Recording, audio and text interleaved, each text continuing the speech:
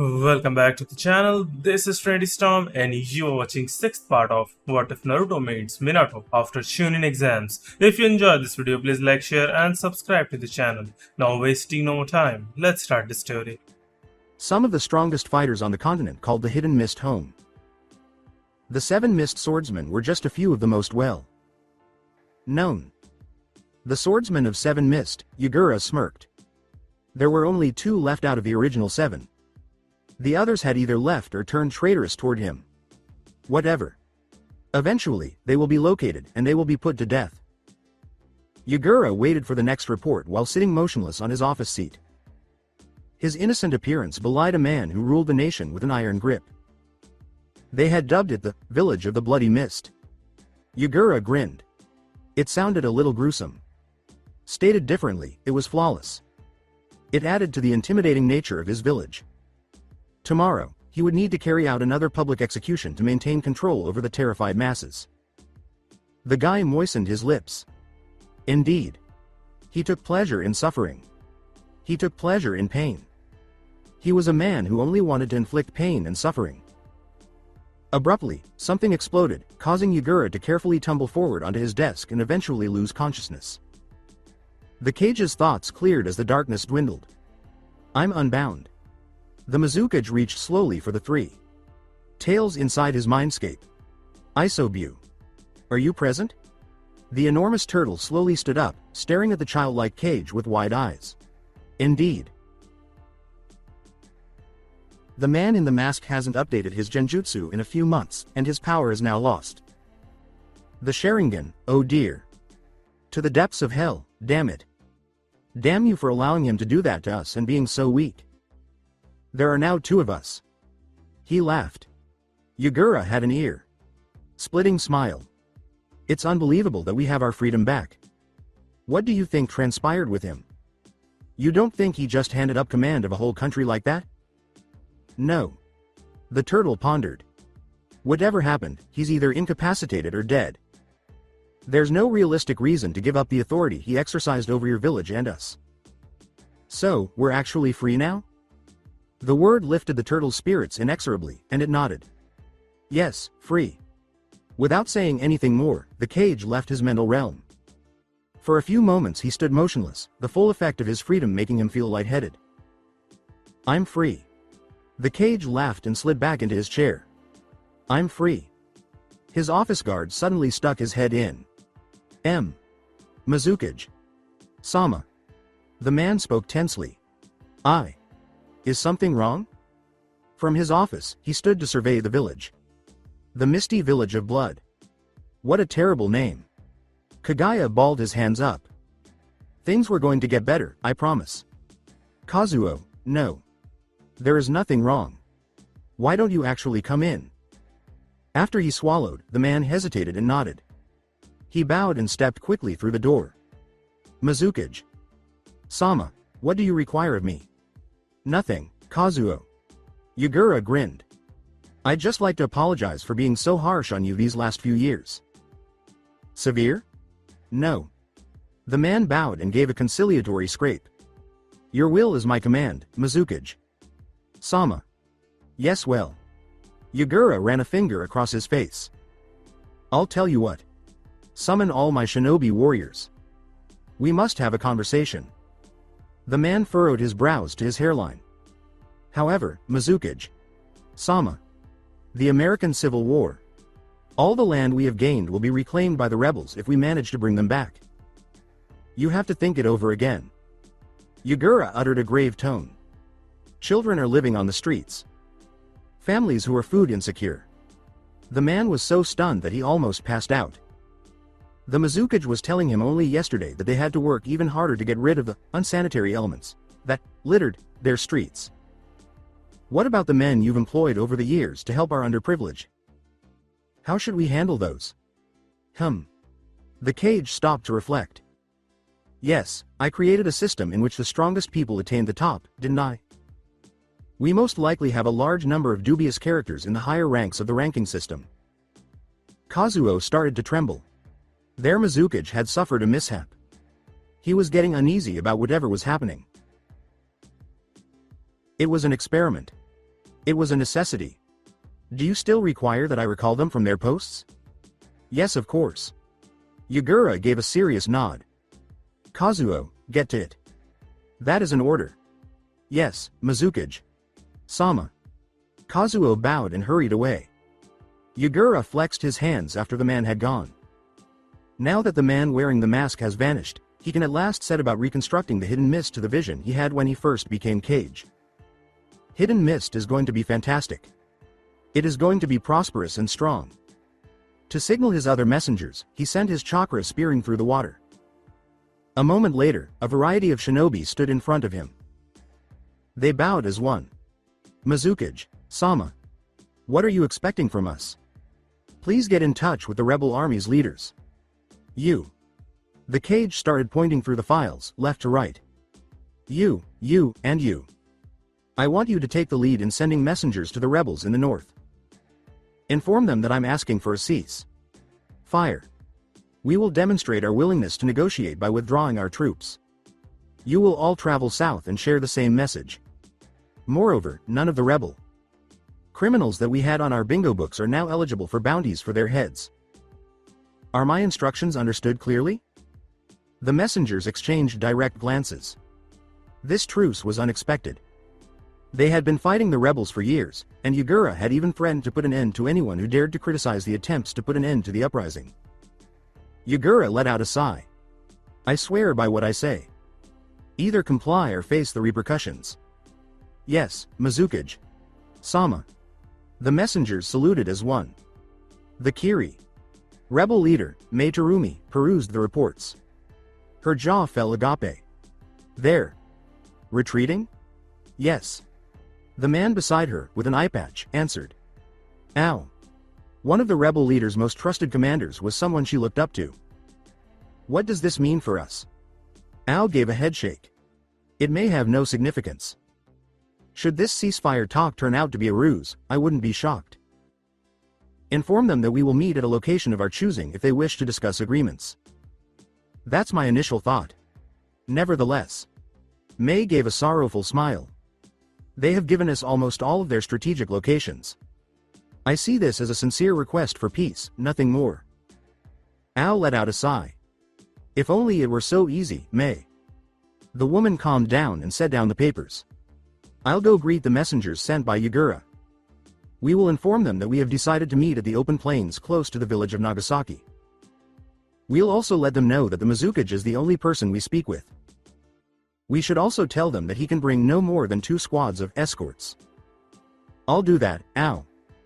And with that, the beautiful leader of the rebels from Hidden Mist emerged from her tent to confer with the main force's messengers. Even though everything might be a trap, it was hard to refuse this request for peace on such amicable terms. There was no good reason not to do this if they wanted to prevent more war casualties. It was going to get as good as it got. Mei. There, where they had agreed to meet, stood the childlike Kage by himself. Yagura. The head of the rebels scowled. This needed to be a ruse. You came. Alone? The Kage chuckled. Kindly forget about me. I am capable of delaying each and every one of you by myself. In the worst-case scenario, my power will only be equal to yours. Why don't we proceed with the terms of peace, in any case? After this many years? Why this moment? Well, it's kind of hard to explain. Sadistic, Yagura smiled. I sincerely apologize for any pain I may have caused. The village needs to be reorganized if it is to become stronger and better than it has ever been. I'll need your assistance to accomplish that. You monster. Suddenly, one of the crowd's shinobi let out a yell. My sister was killed by you. My younger sister when she was a child. Mei-san. Let's ignore his deceitful words. He is by himself. Let's murder him. The rebel chief gave a shaky headshake. Yagura has complete control over his Biju's abilities even in the absence of an escort. He's accurate. We'd match him, at most. Fighting will just produce more needless deaths. But I've made up my mind. Yagura. You see, you will never be accepted as Mizukage by the people. We cannot just let the horrors you inflicted upon us fade from memory. If you want to live in peace, give up. The throng surrounding her started to stir. Yes. Give it up. Mei. Sama will be a better Mizukage than you will ever be. Monster. Monster. Step down. Yagura did not bat an eyelid as she observed the irate mob. It was true that because of him, the majority of them had lost family members. Actually, it was more because of the man in the mask, but that was a minor point. Their only worry was that his hands were the ones with the bloodstains. I will step down on one condition. Mei's eyes went narrower. She wasn't going to look a gift horse in the mouth, even though this was too simple.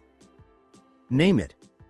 You will pardon me and all my subordinates of any and all war crimes, of which both sides have been guilty. You're the one who started. Be quiet. Mei held up a hand to put an end to any more hiccups. Are you okay with us carrying on with the civil war? Do you prefer that we continue to die? This is our chance to accomplish our objectives without resorting to violence. The decision to go to war is only that of an idiot. To Yagura's great satisfaction, the dissident voices abruptly stopped. He went on. We will forgive your war crimes, and you will forgive ours. Let us coexist peacefully. Is there a contract between us? How are you going to discipline your subordinates? It is well known that some of them are brutal killers. A good question. With seriousness, Yagura answered. I am an absolute dictator, as you should already be aware of. I issued an ultimatum to my people. Either stay and create a nation free from death and conflict, or depart. They wouldn't dare defy me. Ao chuckled a little. It's evident how poor your leadership abilities are when you have to use threats and intimidation. Anyhow, these agreements seem reasonable to me. Indeed. We will honor our commitment if you do the same. Mei grinned.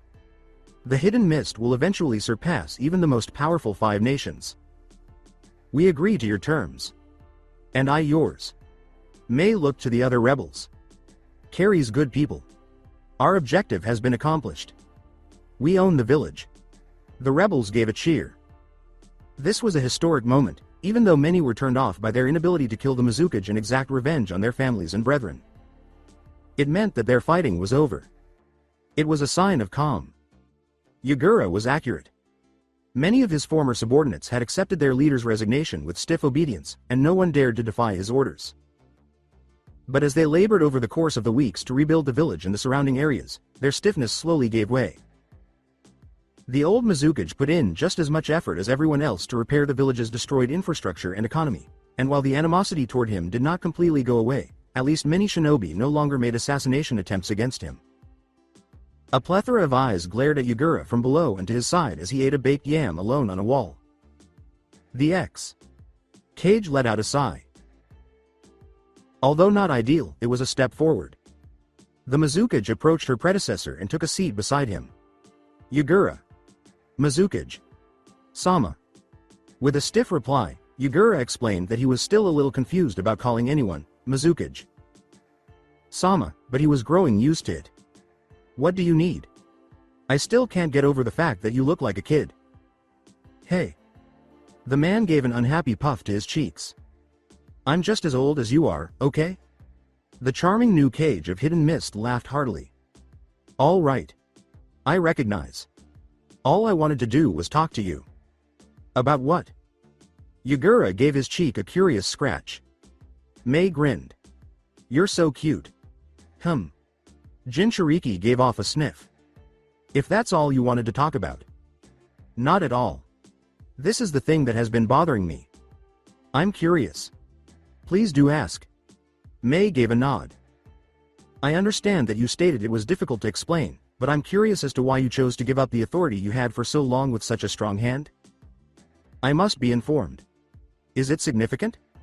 You won't believe me. Try me. Well.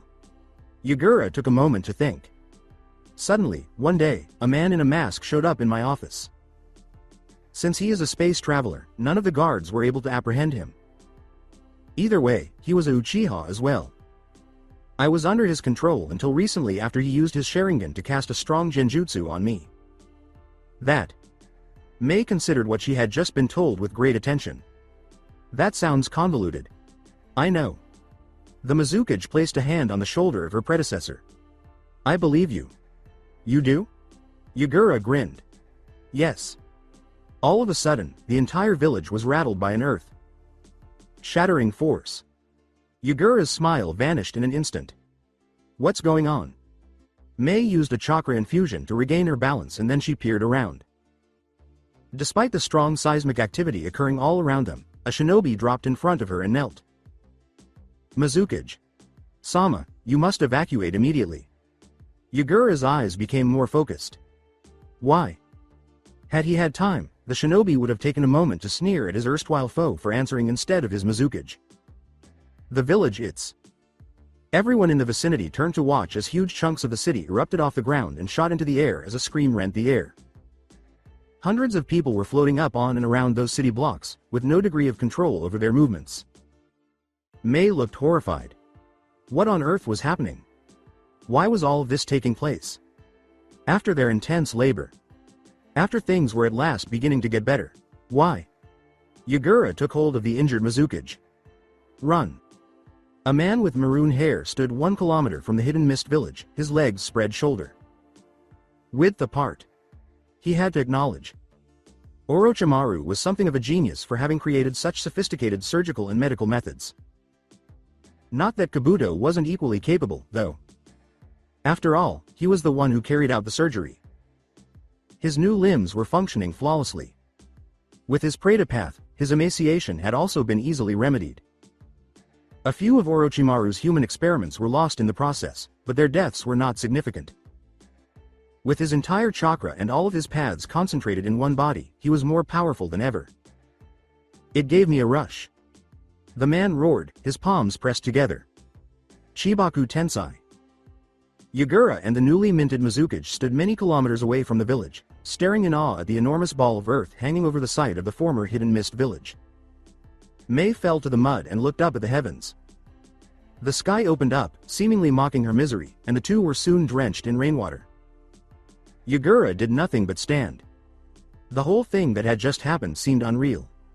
Indeed, he found it hard to believe.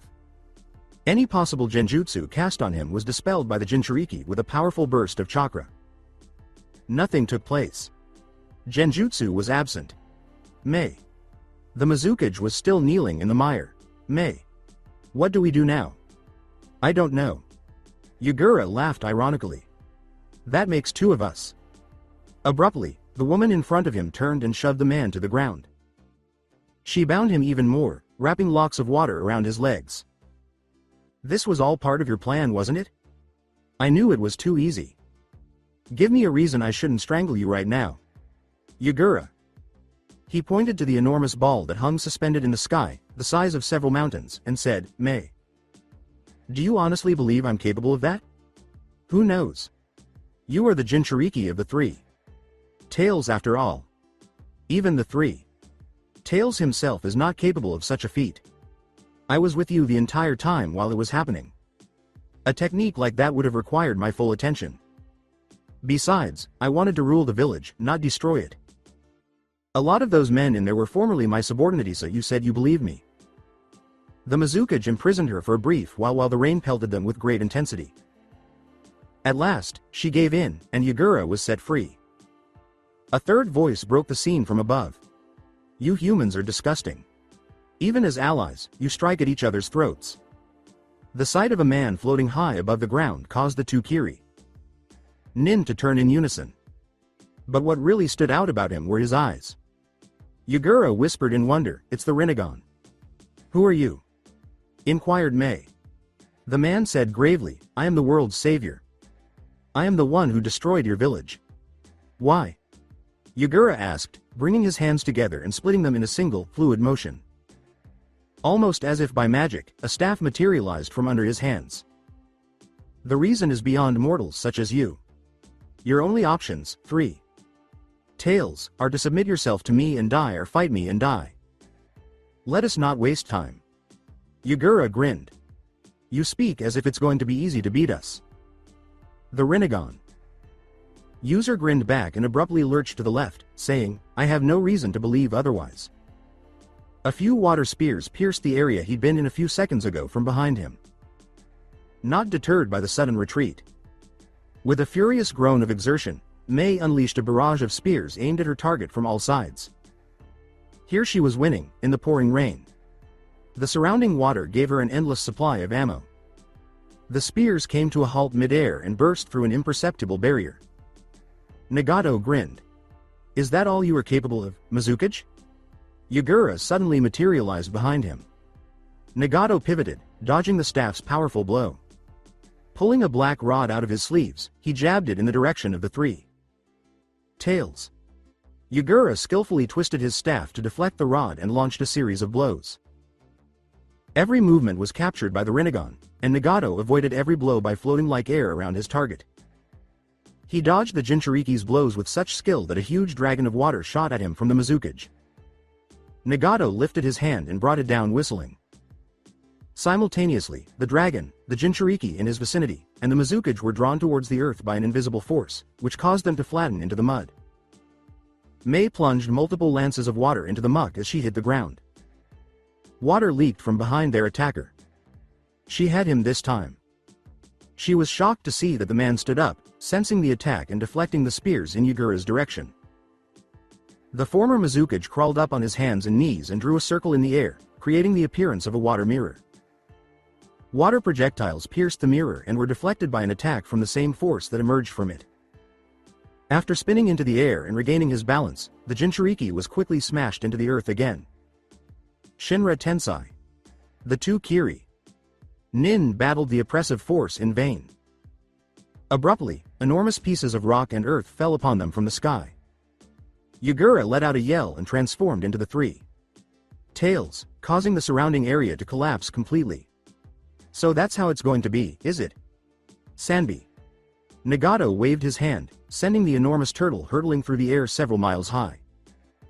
Mei stood on the ground, stunned by the incredible show of force behind a water shield. They were unable to prevail. Not opposed to this. Nagato approached the woman cautiously.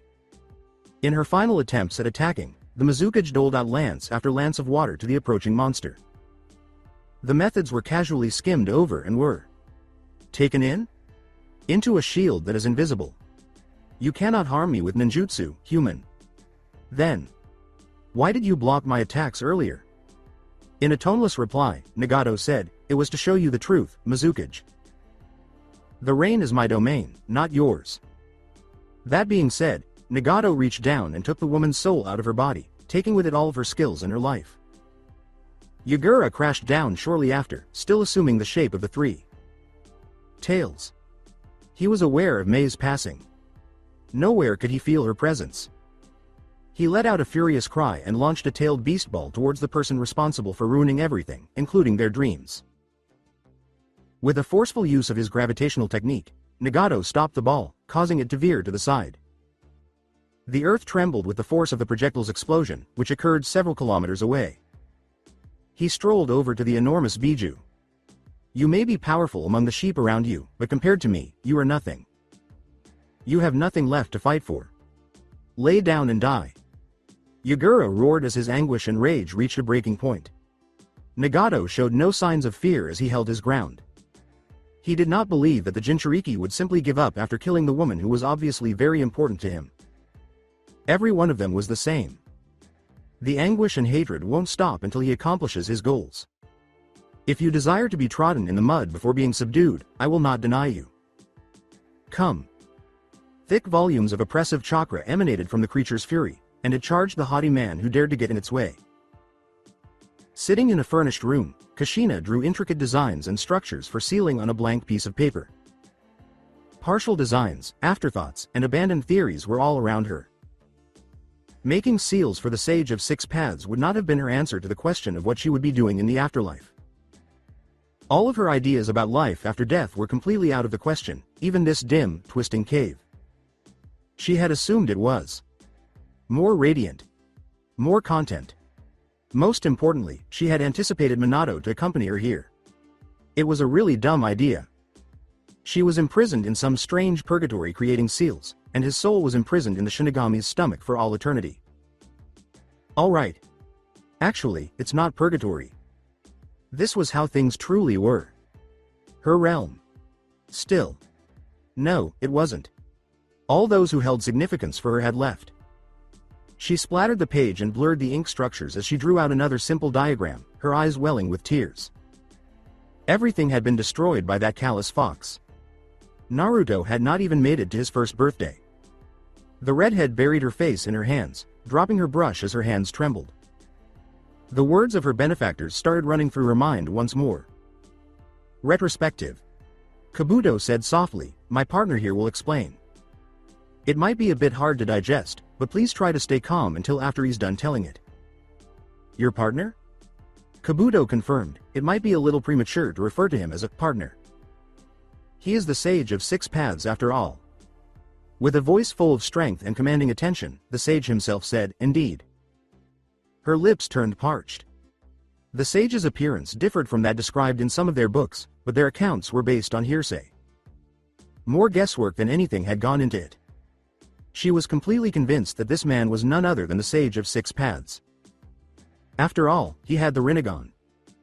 The sage stopped to give the redhead a chance to respond before saying, "Uzumaki. We have brought you back to life for a special purpose." He went on when she didn't. Over 1,000 years ago, the most powerful force of nature, the creature known as the 10 Tails, wreaked havoc upon the world. The 10 Tails? Such a thing exists? The sage said, "Yes." None were capable of stopping it. None. But me. I sealed the 10 Tails and split it into 9 different beings. These are what is known to you as the 9 Biju. Why are you telling me this? Kabuto sighed at this. I suppose there's no point delaying it. You may as well tell her. Tell me? Tell me what? No. The wise man scowled. It's better to show her. Kabuto nodded and said, I suppose. He turned to face the sage. I guess we can show her my village. It's the closest one after all. The sage got to his feet. Come. With hesitation, Kushina stood up and followed. They traveled up, always moving, through several long, winding tunnels. It seemed like they were underground. Kabuto spoke as if he could read her mind. The grounds above is unsafe. We have the sage of 6 paths with us, so it isn't so bad, but usually being above ground meant risking being detected. She questioned, detected? By what? Everything will be clarified, the wise man said gravely. Come. Our time is limited. Kabuto let out a sigh. I suppose I'll let him tell you then. She assembled the puzzle's components. The origin story of the Biju, as told by the sage of 6 paths. It's the 10 Tails, isn't it? The sage stood still, and Kushina nearly bumped into him. The man pivoted, appearing to have glowing eyes. Come. They emerged at a mud river's bank. There was a huge crater of land in front of that river. There were broken building remnants all over the place. The devastation extended several miles in all directions. She gazed around in awe as they made their way through the rubble. There was not a single living creature in the barren wasteland. She questioned, Where are we? Where's your village? She was already aware of their response. It was almost impossible to comprehend the extent of the devastation. Before responding, Kabuto stared for a considerable amount of time in silence. Do you recognize any landmarks? Kushina took a close look around. It looks like we're in the land of water. Oh no. This can't be your village, can it? Tears ran down the man's cheeks as he said, It is. We are standing on what was once the hidden mist. This is my village. What happened? How? At last, the sage turned and halted his advance. The 10 Tails. It has been reformed.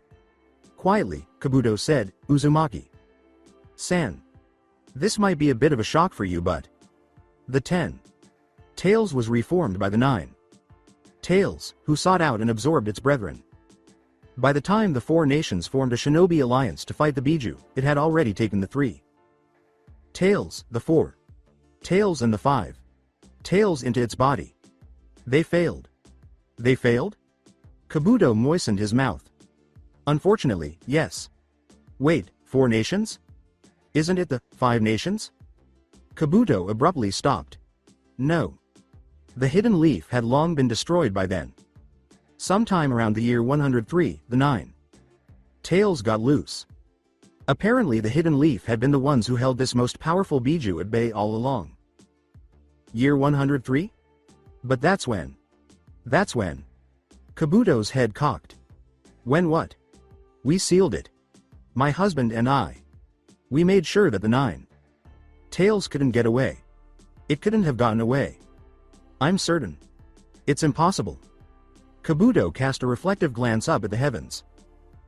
I'm not entirely sure what happened, but based on what I heard around the time, there was a private disaster that happened in the Hidden Leaf village that had supposedly been taken care of. Then, a couple weeks later, we heard that the 9 Tails had gotten loose. No. It can't be. That is what transpired. Kabuto sadly shook his head. The Hidden Leaf failed to correctly keep the 9 Tails contained, and they paid the price. Kushina bowed dejectedly. Why did you summon me? Why am I here? It was the sage who answered this time. I have weakened the 10 Tails severely. It is currently evading capture. Each day that passes is another day that the 10 Tails recovers its powers. I, on the other hand, have made great sacrifices to stop it from further destroying the rest of the continent. Sacrifices that cannot be reversed. However, in my current state, I am more powerful than the 10 Tails. Then why do you need me here? Why do you make me suffer like this? The sage looked into her eyes without emotion. I cannot catch the creature. Its arrogance led it to confront me initially, but it has learned better. Now it is biding its time.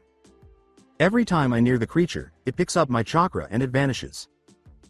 We need you to design a seal to stop it from traveling through space. Time long enough for me to seal it away. Permanently.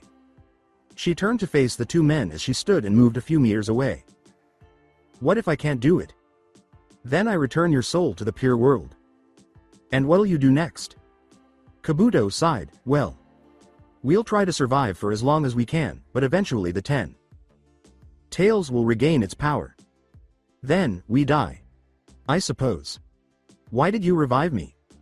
Why not my father? Why not my ancestors? Kabuto looked at her pleadingly.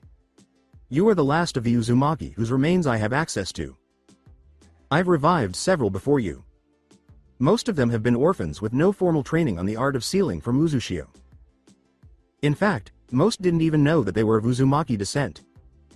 You are humanity's last hope. Kabuto bowed his head and knelt in the ruin. Please Uzumaki-san. If you can help us, I beg you to do so.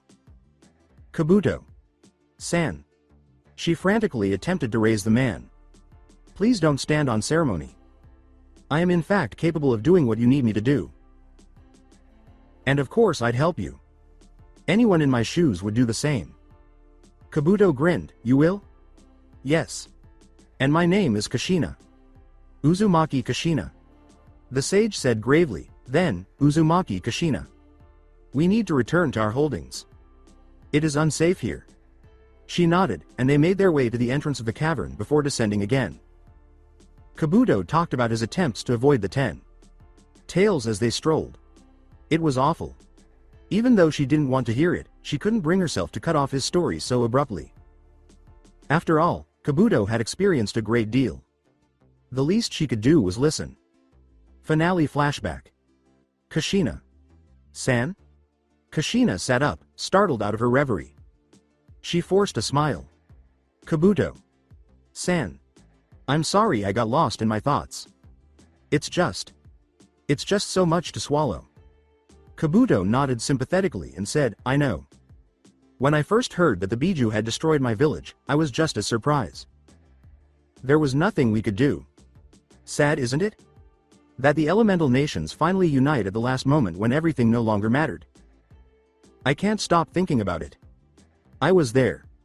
I was sure the 9 Tails had been sealed correctly. My husband and I sacrificed our lives to make sure of that. I can't believe it. Kabuto let out a sigh. There's no point wallowing in the past now, Kushina-san. The only thing left to do is for us to make sure that the 10 Tails is stopped. Kushina smiled comfortingly and said, Don't worry. My seal will be airtight against teleportation.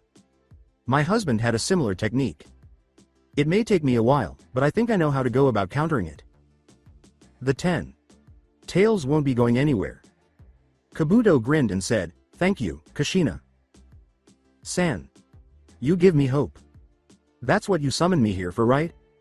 "Yes." Kabuto's expression hardened with resolve. "We are going to save the world." With a slight nod, Kushina went back to work full force. Kabuto's mouth quirked. "I'll leave you to it then." After hearing a hum of agreement, he turned to head toward his lab. He checked a few things quickly, closed the lab door, and collapsed to the floor, clutching his stomach. He laughed until it hurt, then laughed some more, sending spills flying from his mouth. The entire scene, with Kushina sitting in a room creating a seal against her own husband and accepting his ridiculous story word for word. Glasses clattering to the floor, Kabuto gasped for air. He laughed incessantly. Would that his mentor had lived to witness this. It would have made Orochimaru proud. Before the sun had a chance to rise, Jiraiya was awake. Outside, a few birds were chirping away in the darkness, as they usually do in the early morning. The elderly sage yawned and sat up, stretching. Time to get some worms. Minato sat up close to his side. Jiraiya grinned broadly. "Yo. Good morning." After the blonde gave a nod, they went outside. The resident Uchiha soon joined them. Chirpily, Jiraiya said, "Good morning." Obito grunted in response. With a nod, Jiraiya turned around, his smile practically disappearing. Apparently, this morning neither of the other two men was in the mood for camaraderie. I mean, really, those are just two words. As always, we'll start with the stretching. The group silently started going through Jiraiya's morning workout regimen. The Toad Sage remained surprisingly flexible for his advanced age. Flexibility was critical for optimal body control for someone whose profession was close combat. Even among shinobi, it would be extremely uncommon to see a 50-year-old man capable of splits and other seemingly impossible contortions, but Jiraiya maintained perfect physical health. It was his way of staying competent and sharp in his line of work. Additionally, it was how he maintained his appearance for the women he courted. It was simply not a good idea to have one-sided attractions in a physical relationship. Minato had learned this specific habit from the Toad Sage himself, having been raised and instructed by him. Obito had also fallen into the same pattern. When the students still had an official student-teacher relationship, it was the first lesson Minato had given them. Jiraiya was pleased that his students were continuing his teachings. He wondered what old man Sarutobi would have thought as they ran through the first elementary katas, knowing that the training methods he had developed had been passed down 3 whole generations, or 4 if he included the fact that Minato was teaching his son and the boy's friend, Uchiha, who was much more stable since Itachi's official return to the village. He felt sad when he considered it. The knowledge that the remaining Uchiha have received their much-needed closure would have pleased the third. He was also confident that the elderly man would have been overjoyed to learn of Minato's miraculous resuscitation, even if Orochimaru had enabled it through some repulsive experiment. The birds flew away from their vicinity to avoid being trampled as the group flew through several more movements and covered more ground in the early morning's dark air. In the midst of his first set of kata, Jiraiya abruptly stopped. He exclaimed, "Good morning, Konan." Loudly. "Why don't you join us?" Konan, yawning, slipped out of her tent. Like shelter and said, "Good morning." "The usual?" Jiraiya said with delight, "Yep. At last, an individual who can properly say, good morning." "Well, I suppose we can start over with the stretches. It'll only take 10 minutes. Konan nodded and made his way into the group. "How did you know I was awake?" Grinning, Jiraiya started the first stretch and said, "That's a secret." He had witnessed Minato commit a minor error during their kata practice, moving one of the forms out of order. Since Minato hardly ever erred, Jiraiya, who was always perceptive about these kinds of things, immediately understood why his apprentice had failed. Perfect. Minato was trying hard to look as though the woman was not bothering him, while Obito was observing the newcomer with caution. The sky gradually started to get brighter after 30 minutes. They had completed their exercises at the same time. It was time to take care of our nutrition and hygiene. "Let's grab some food and wash up," Jiraiya said, stretching his arms one last time. "Obito and I will get cleaned up first. Minato, you and Konan prepare the food this morning. With an accusing gaze, Minato fixed his mentor. Now there was no question. In his own mind, Jiraiya was pretending to be a matchmaker of sorts, and Konan and he were the ones being sought after. He would not be deceived by the old sage's tricks. Not when he was rational. Still. He was so uncomfortable staring at her. It wasn't appropriate. The blonde was mid. Thought when Konan interrupted, "We'll do our best, Jiraiya. Sensei." With a nod, Jiraiya and their resident Uchiha strode off. With a hopeless expression, Minato turned to face his fellow student. He sensed where she was looking, and what she was doing, so he really didn't need to look. He did it to project an air of distance and inaccessibility. Not prepared for this, he was. Not just yet. He hoped that was how the woman felt too. Konan. San. Yes, Minato? The absence of an honorific almost made Minato grimace. Seemingly not. We'll be scavenging for food, but we'll also be scouting and mapping out the area. Konan gave a nod. The blonde appeared to suddenly and magically snap 2 squares of paper. You'll be covering the northern portion of this forest, I'll sweep through the south. We should be covering at least a half-kilometer radius. These are ward seals. Taking this point as the origin and north as the positive vertical axis, I also want you to set these both 2 kilometers out. 140. 5 degrees clockwise and 140. 5 degrees counterclockwise. Can you do it? Yes, but... Minato cut in, that's good. Konan gnawed at her tongue. Once you're done, meet back at camp. He turned to walk away. Wait. Yes, Konan. San? Scouts are usually executed in squads. If something were to befall one, the other would be there to assist or escape to make a report. We should be traveling together. Minato forced a grin. That won't be a problem. I used to be the Hokage. I can handle myself. If you meet with any trouble and need my help, I can appear at your side in an instant from anywhere in the world. Just pulse your chakra 3 times into the seal and I'll be there to assist you. Konan tried to come up with a counter-argument, but could not. The former leader of the Hidden Leaf was gone before she could formulate a coherent reply. Konan surveyed the area before moving further north with a sack full of edible ingredients.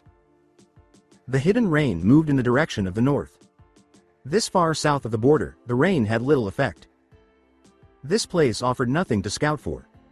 Her only motivation for moving was to put these awkward paper seals where Minato had instructed. He was avoiding her, but why? She didn't think the man was shy.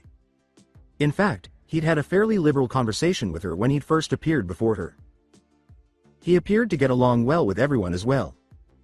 When Konan arrived at Minato's seal's first coordinate, he angrily slapped the paper against a tree. Minato flinched. Sadly, the tree. He had already completed his reconnaissance. No shinobi were in the area. It was anticipated. This side of the border posed no threats.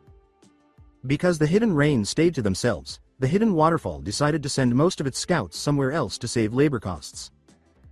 There was very little chance that they would run into a border guard. After taking a final glance at the paper seal affixed to the exposed ground, he quickly returned to camp and managed to avoid a kunai. The projectile hit a patch of grass with a thud after whistling past his ear. Obito. It's me. Obito returned to his seat, clearly relaxed. The sun was just beginning to rise above the horizon in the sky. Minato arranged 4 rabbits, a variety of herbs, and a single mushroom on the seat next to him. Sharpening his gaze, Obito studied the mushroom. Why the mushroom? Non. Poisonous mushrooms provide a good source of nutrition. Yes, but why only one? Minato gave a shrug. It's better than none. Obito took a look at the mushroom after picking it up. It was a small, gray mushroom. Although it wasn't a pretty hue, bright colors typically indicated that a mushroom was toxic.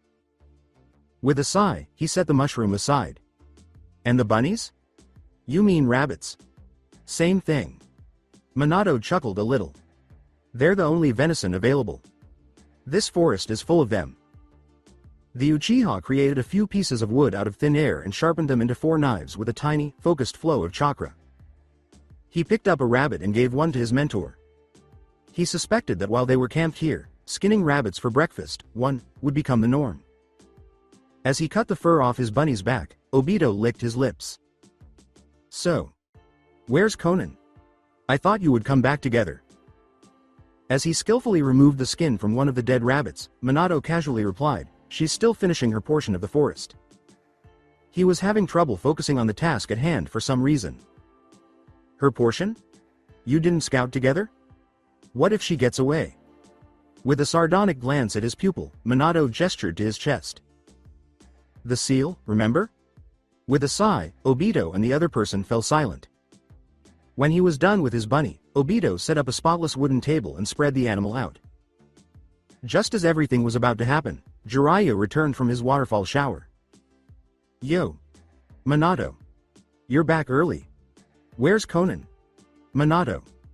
Sensei says that she's doing her portion of the scouting. Jiraiya cried out, what? Minato. How could you? I thought I'd taught you better. It's more practical. With a palm to his face, Jiraiya asked, practical? Really? All his student needed to be was challenging.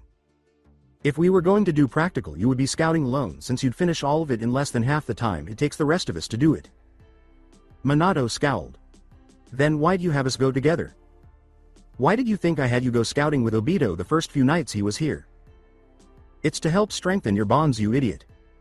Minato opened his mouth to respond, but he was at a loss for words.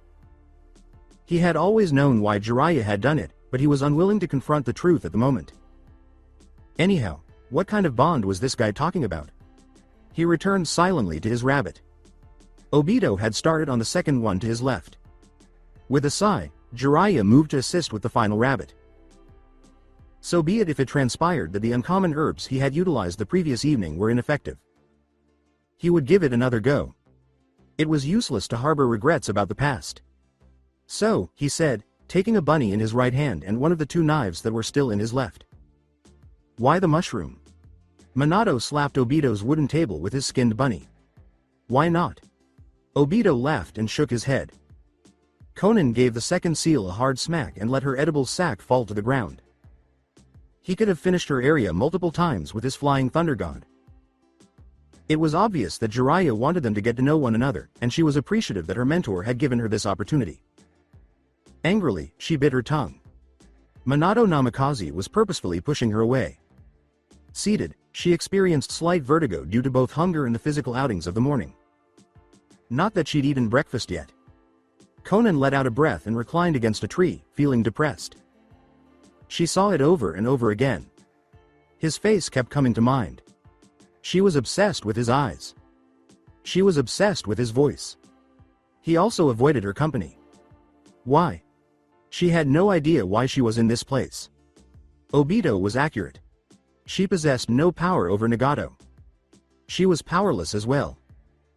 The Hidden Rain was made up only of devoted followers of him, and in terms of fighting prowess, Jiraiya could likely defeat Obito in an attrition-based fight.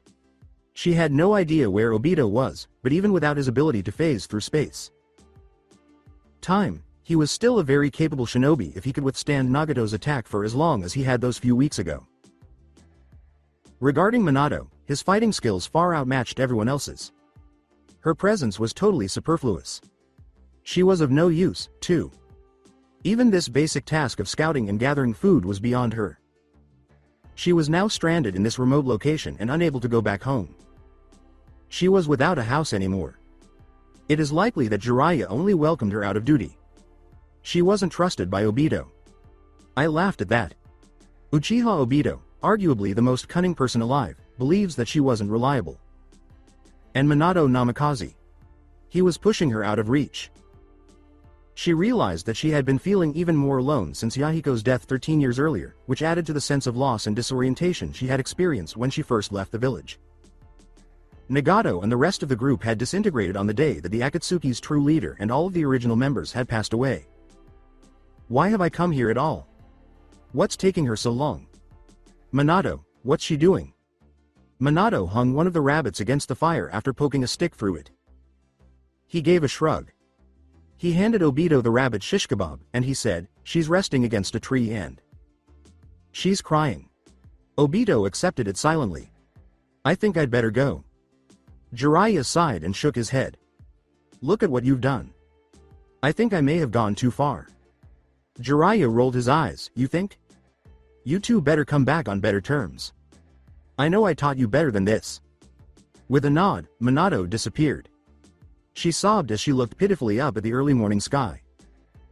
After all these events over the past few days, she was finally beginning to feel the effects of them. Even though she was completely consumed by her grief, her keen sense of smell allowed her to quickly react to any threat that might have appeared. She knocked the arm that materialized onto her shoulder away, certainly bruising it, but her fist deflected with such fluidity that it missed her stomach. It dawned on her then who the person in front of her was. Konan gave her eyes a quick wipe, and the blonde backed away. What do you want? I'd like to apologize for the way I've been treating you. Why now? She asked, pausing as she realized he had most likely been able to detect her tears.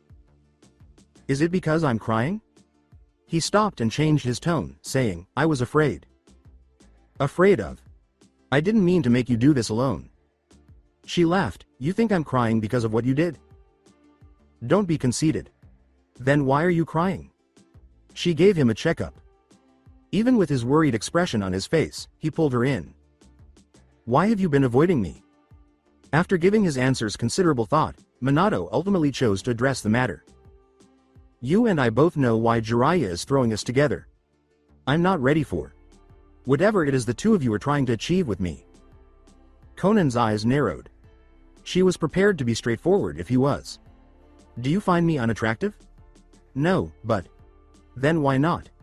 What's wrong with this? A step backward, Minato saw the woman coming toward him. He could feel the waves of her desire washing over him. His self-control over the stirrings inside him started to crumble. My wife. With a gentle interruption, Konan closed the distance between them and said, is dead. He was able to say, holding her at arm's length, I love her. I'm not ready for romance. I've barely just met you. Konan gave that a small smile. Jiraiya. Sensei's had countless women and is in a relationship with none. Who says sex requires romance? Overcoming his resistance, Minato's mouth fell dry as she pushed his arms away. A subtle warmth started to permeate him. It had been overly extended. The fact that this was happening astounded him. The woman wrapped her arms around his waist in a close, frantic hug. This was what she needed. She needed this comfort, to know that she mattered and that he would provide it. Her tone became quiet and raspy. Namikaze Minato. You're a beautiful man. Blood shot into his face and his heart raced against his will. Konan. The lips that were against his cut off his speech abruptly. She was giving him a kiss. He opened his mouth to say something, but her lips and tongue followed his every move, turning any words he might have said into a grunting sound. Konan reached a hand down his front, encouraged by the sound that was emerging from the blonde's throat. Minato shuddered. He could no longer, for whatever reason, maintain the razor. Sharp control over his body and mind. He was not applying logic. He was incapable of reasoning. His inability to think clearly caused him to pin the blue net to the forest floor before he realized what he was doing. With a growl, Minato trailed his lips hungrily down the woman's neck, making her laugh. She didn't require food, rest, or sleep because she was an Edo Tensei.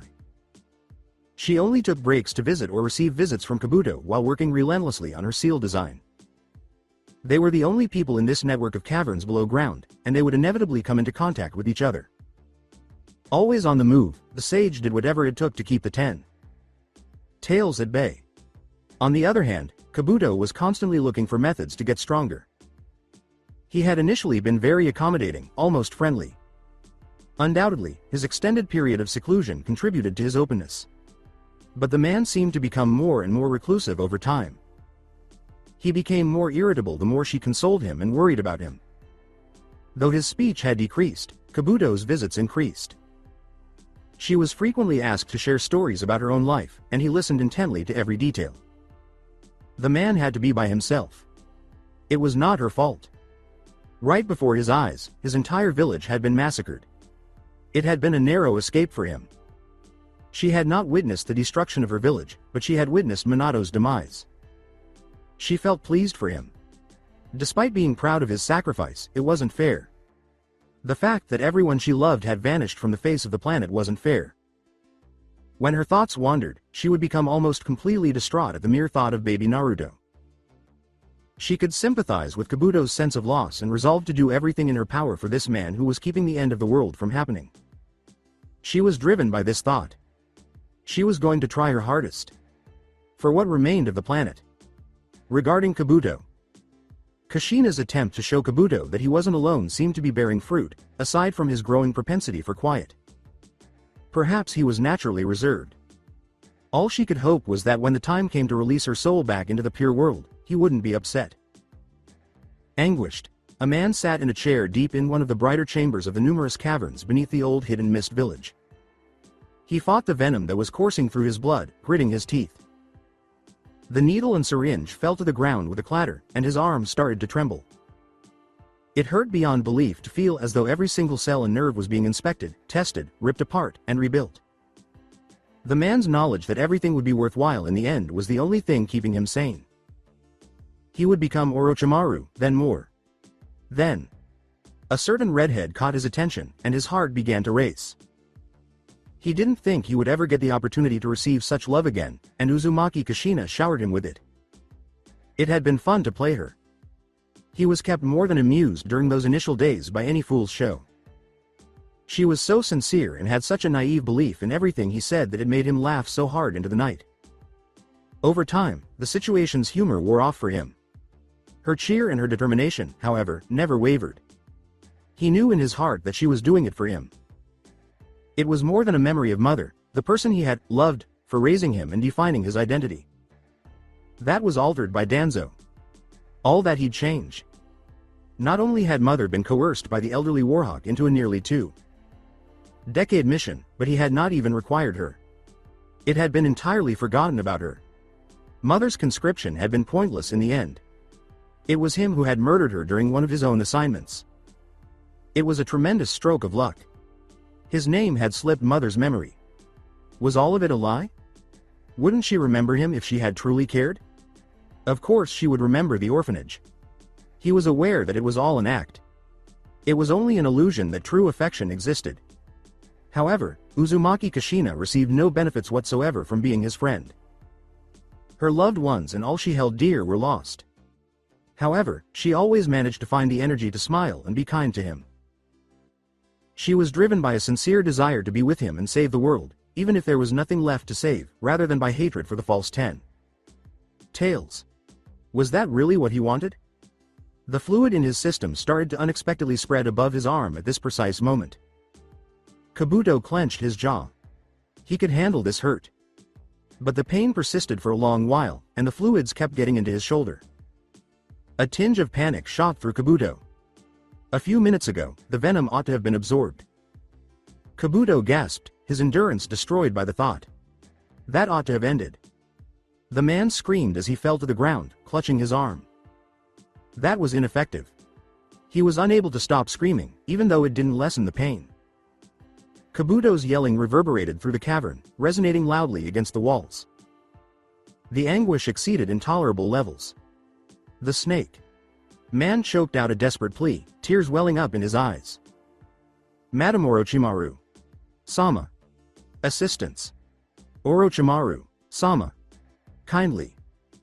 Kabuto finally realized he could no longer bear the pain after what seemed like an eternity of pleading.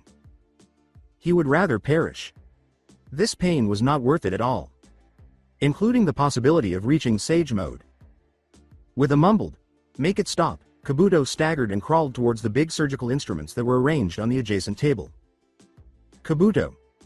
A nerve in Kabuto's brain, beset by pain, was struck by the voice, causing him to freeze in place. The knife he had gripped erratically above his heart fell to the ground. Kabuto writhed in place as the weapon clattered to the ground, taking him with it. Kushina. He took a deep breath. Help. The redhead was almost instantly able to get closer to him. A tiny voice warned Kabuto of the woman's incursion into his personal laboratory, whispering in the back of his mind. Not sure why she's here. How did she even enter? Fear forgotten, he rolled and slammed into one of the lab table's legs, the venom of the newest Orochimaru DNA variant seeping into his lungs. And then all of a sudden he was wrapped tightly in a hold. Shaking from extreme physical and mental exhaustion, Kabuto engaged in a futile internal struggle. A calming voice drifted into him from a distance. Kabuto. Keep still. I'm able to assist you. Kabuto's scream was louder than before as the venom reached his heart. With a great spasm, he swung out one arm, piercing the woman holding him. Kushina gasped, and Kabuto stopped, forgetting for a moment that she was only an impure resurrection. I've murdered her. The momentary pause was sufficient for Kushina to precisely position her hand over the location on Kabuto's forehead, which held the Gate of Healing, the second of the 8 gates. Like a doll, Kabuto slumped as a sealing script appeared on his forehead. With deliberate slowness, Kushina withdrew the hand that had been stabbed into her chest. Any surprise she may have had at the way skin flakes, tissue, and some paper, like materials, had filled the hole was all but forgotten. She carried the apparently lifeless man over to a table and placed him down. Although his central nerves were severed from the rest of his body, he remained conscious and was pain-free despite being unable to move. I can't let you go, but I'm not sure what you did. Your entire body has been affected by whatever you injected into your arm. Kushina frantically looked for signs that would tell her what her friend had done to himself and how she could help heal him. K. Kushina. D. Do not. Never touch my belongings. Kindly. Perilous. Personal. The ruddy-haired person halted. It was not meant for him to be able to talk. What should I do? Release. Seal. Kushina scowled at her eyes. But your pain. Minorities. Essential. Kabuto stumbled and said, as long as you're here. She took hold of his hand with her own. I'll be here for as long as you require me. Just remember not to act foolishly. Her other palm was on his forehead. I'm releasing the seal. Gasping for air, Kabuto lay. His body readapted from the intense physical and mental strain, causing droplets of sweat to evaporate from his forehead. Now that it was finally over, he was not looking forward to the next dosage. Without delay, Kushina left and returned holding a cup filled with some sort of liquid. Drink this. Kabuto's eyes grew narrow. He hadn't let her raid his medicine cabinet, had she? What is it? It's just water, but it'll make you feel better. Taking the cup, Kabuto took a long sip. So you were Orochimaru's student? Kabuto almost choked, but he kept his expression calm. How? It's the same way I knew that you needed help. Kushina continued quickly after Kabuto shot him a questioning glance. You seem to be calling for assistance, and I believe that to be your Edo Tensei. You were requesting Orochimaru. Kabuto gazed intently at the woman's flimsy face. That's accurate. Before Orochimaru defected, she had passed away. It worked out fine. Orochimaru Sama came to my village after the hidden leaf was destroyed. Kabuto told falsehoods. Being one of the few survivors, he recognized my potential. Nearly everything I know now was taught to me by him. I doubt I would be where I am now if it weren't for his lessons. With contemplation, Kushina gazed into her lap. Who else survived? The man hesitated a little while. The Tsunade Sanin made it through. I'd heard that at the time, she wasn't in the hidden leaf. She may even be alive right now. I'm not really sure about anything else. Kabuto quickly veered off subject. How did you get in? Kushina averted her gaze momentarily. I'm sorry. Sorry. Wondering if she knew what he was thinking, Kabuto forced himself to remain neutral. Yes. I've always been able to get past the seals you put in place to keep the lab closed. What? I should have informed you. You were in trouble, and I had to help, even though I knew you didn't want me inside. Kabuto fell backward. Why didn't you sneak in sooner if you knew how to do that? In the world of shinobi, cynicism is normal. I understand, but the world of shinobi is no more. Additionally, I enjoy you. I would not want to betray any confidence you may have in me. You have secrets, I'm sure of it. I am aware of this, and I have faith that you will let me know when you're ready. As Kushina stood up, more fractures appeared on her face, and Kabuto swallowed. Let me get you more water. Kushina. Kabuto. I get it. I apologize for invading your laboratory. Subsequently, she vanished, leaving Kabuto to simply gaze, wide eyed at the spot where she had stood. The thing he was about to tell her had taken him by surprise. A foolish redhead who took his lies at face value. The same foolish woman who had talked negatively about her husband in every previous conversation they'd had, the one who gave him the benefit of the doubt, believed in him, trusted him, and kept him company only to make him happier. With a powerful scream, Kabuto leapt to his feet and pounded his fists on whatever surface he could find. Oh my god, that Kabuto! How braggy are you? He knocked a jumble of tools off one of his operating tables, sending them crashing to the ground. An Edo Tensei zombie? Honestly? Above everyone? What the fucking fuck of a fuck you just fucking stupid idiot. Kabuto overturned the table. GGAHH. Tsunade looked over the scroll, putting it away quickly before opening it and glancing at it once more. The material she was reading astounded her. The secret fog. Demolished? How? She looked over the scouts in front of her. Are you sure of these reports? Quickly, the reporting scout answered, yes, Hokage. Sama. It is the reason all trade and contacts from the village has stopped. Tsunade scowled at the report once more. The report detailed crumbling structures and proof that a terrifying force appeared to have crushed the village as a whole. So you think that the village was packed into a ball and released? A different scout volunteered. The distribution of the damage showed a radial pattern with a compact center surrounded by clusters of decreasing density. There is no doubt. It was as if the village had been crumpled into a sphere and then dropped from a height we estimate to be about 60 kilometers. Tsunade let out a sigh. She couldn't believe it, even though the report stated as much. The degree of devastation detailed was simply unbelievable. She forcefully placed the report on her desk. Identifying whatever's done this is now top priority. I'm calling a war council. Notify all relevant representatives. Then get some rest. You've done well. The scouts left without saying anything. The Hokage stroked her forehead. Shizune. Get me some sake. What? Right before the council? Tsunade sighed again and said, Shizune. Okay, I'll have a drink after the council.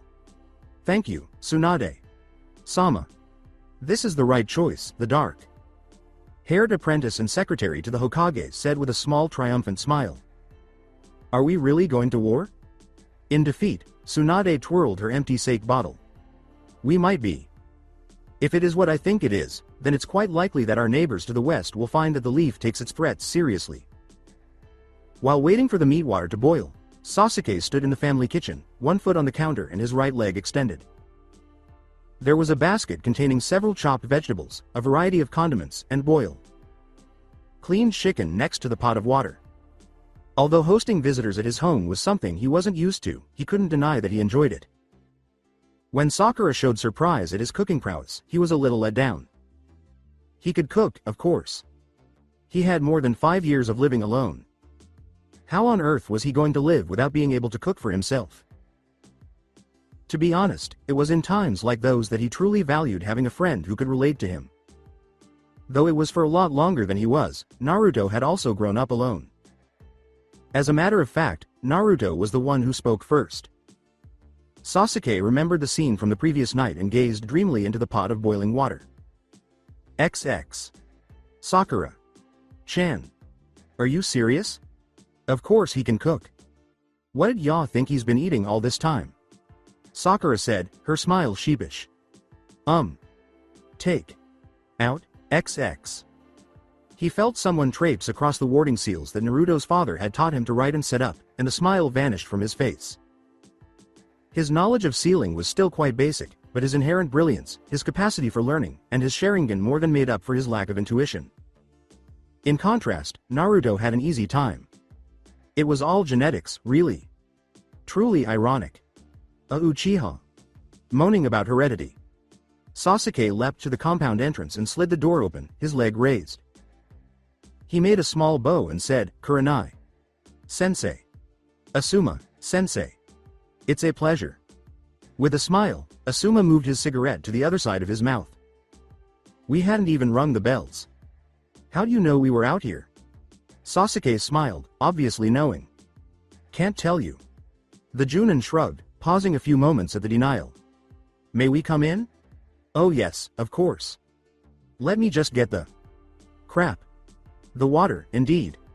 Sasuke stepped back toward the kitchen, then came to a stop. Please come in and make yourselves comfortable. I have to get something. The boy shot back inside the compound after saying that. Kurenai laughed. I still can't believe the changes that boy has undergone.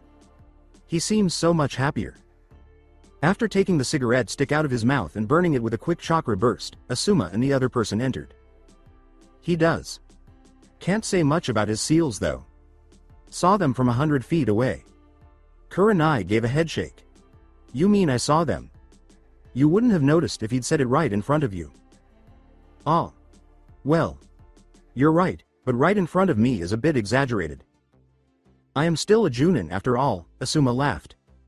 Maybe when it's right under my feet. Sasuke gazed at the pot dejectedly. The majority of the water had already evaporated. Ah, just damn everything. He took up the pot and poured water from the sink into it until it was full. With a grunt of exertion, he lifted it and exited the kitchen, calling out. I'll be right with you in a few moments. The guest room emitted the sound of Kurenai's voice. Don't worry. Take your time. Heaping his load into the garden, Sasuke carefully placed it down. He leapt back a few meters and placed his hands inside the tiger seal after making sure he hadn't spilled any water. Without saying anything, he unleashed a huge ball of fire at the pot, Kaden, Gukaku no Jutsu, and held onto the raging conflagration for roughly 20 seconds before giving up. The water was boiling as the fire subsided. Perfect. He saw an orange rocket flash over the Uchiha compound's walls as he was ready to approach the pot. Oh please, not right now. The thing flashed past him as he stepped to the side. Sasuke looked up at the orange ball. Naruto, how many times have I? Abruptly, a blow to his back sent him crashing to the floor. Gotcha. Bet you didn't think I'd send a clone first. With a groan, Sasuke let go of Naruto's chokehold. Naruto, I don't have time for this. How do you even get past my wards? Happily, Naruto replied, peeved. Can't tell you. Since his father had taught them both the same kind of sealing structure, he was fully aware of the one that Sasuke had been using. In order to combat it, he created a seal and had it securely affixed to the underside of his headband.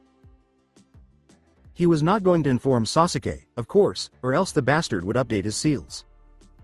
The mere notion of devising an additional counter seal was excruciating. Naruto smiled mischievously. Let's go training. After getting dressed, Sasuke said, I'm having guests, Naruto. Great timing too. I could use the extra hand. Huh? But instructiona, Naruto scowled. And why do you always have people at your house? I never get any visitors. Sakura and I don't count as visitors? Naruto huffed, that's not what I meant and you know it. So what do you need help on? Groceries. Suddenly, Naruto was given a list that rolled past his feet in a wad of cash. What? Why do you need so much food? Seriously? We're having an opening party tonight. I told you I'd be busy all day. I didn't think you'd be making it yourself. Of course not. There's no way I can make food for 200 people by myself. Now come on, I need your help in the kitchen.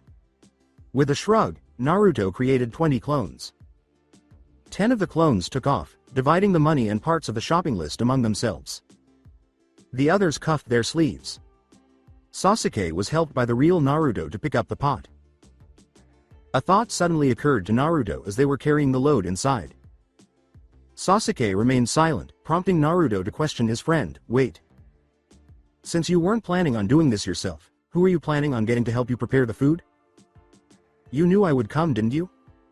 Sasuke gave a shrug. I'll pay you back. As they made their way down the hall, Naruto sighed. The Chuunin guests gave them cheerful greetings as they walked through the guest area entrance. Yo Naruto. Didn't think you'd be here. Naruto exclaimed, hey Asuma. Sensei. Kurenai, sensei. Kurenai stood up, grinning. I'd hate to see you kids do all this work alone. Why don't you let us help? A Naruto clone materialized from behind the two people carrying pots. Nah, we're fine.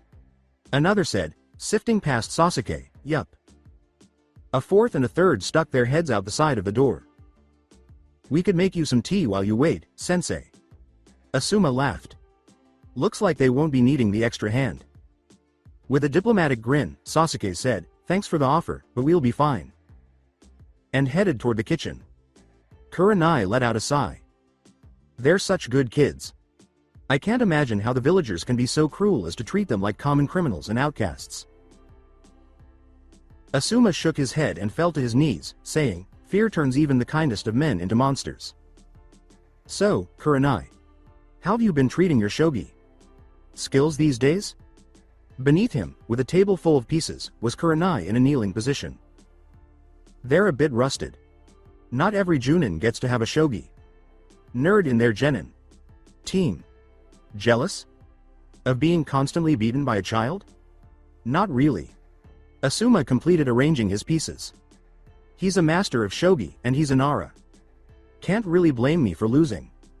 Kurenai took the initiative. "You're 30. The kid is only 12.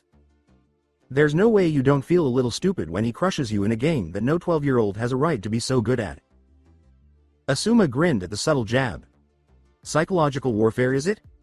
"I don't know what you're talking about, Sarutobi-san." With a laugh, Asuma began utilizing one of Shikamaru's preferred opening positions. Kurenai was not incorrect. Normally, he would also feel bad about losing to a 12-year-old. However, Shikamaru was not your typical 12-year-old. The child possessed pure brilliance. When the person you lose to is an incredible genius, there's not much cause for sorrow. A loud clang erupted from the kitchen before they could move again. "Are you doing something? It's not as if you're making use of it or anything." "Hold on, Naruto.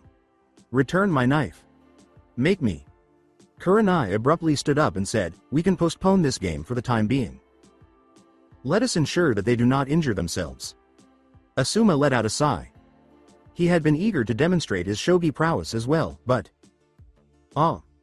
You almost stabbed me." "Stop, Naruto." "Yeah," Asuma exclaimed. "Come on, let's go." Tsunade dug into her desk to retrieve a kunai, stabbed it onto her desk, and waited. She drummed her fingers against her desk and went over one of her most recent reports for a little over 2 minutes before the expected flash of disheveled blonde hair appeared. "Did I catch you at a bad time?" "Not at all. It's nothing," Minato bowed apologetically. I apologize. What is it that Sama wants from me?" With a wry smile, the Kage said, "A report would be nice." The man was acting more formal than usual. With a tightly controlled demeanor, Minato nodded. "We've stayed up to date with Jiraiya Sensei's spy network. Other than that, there isn't much more that we can do.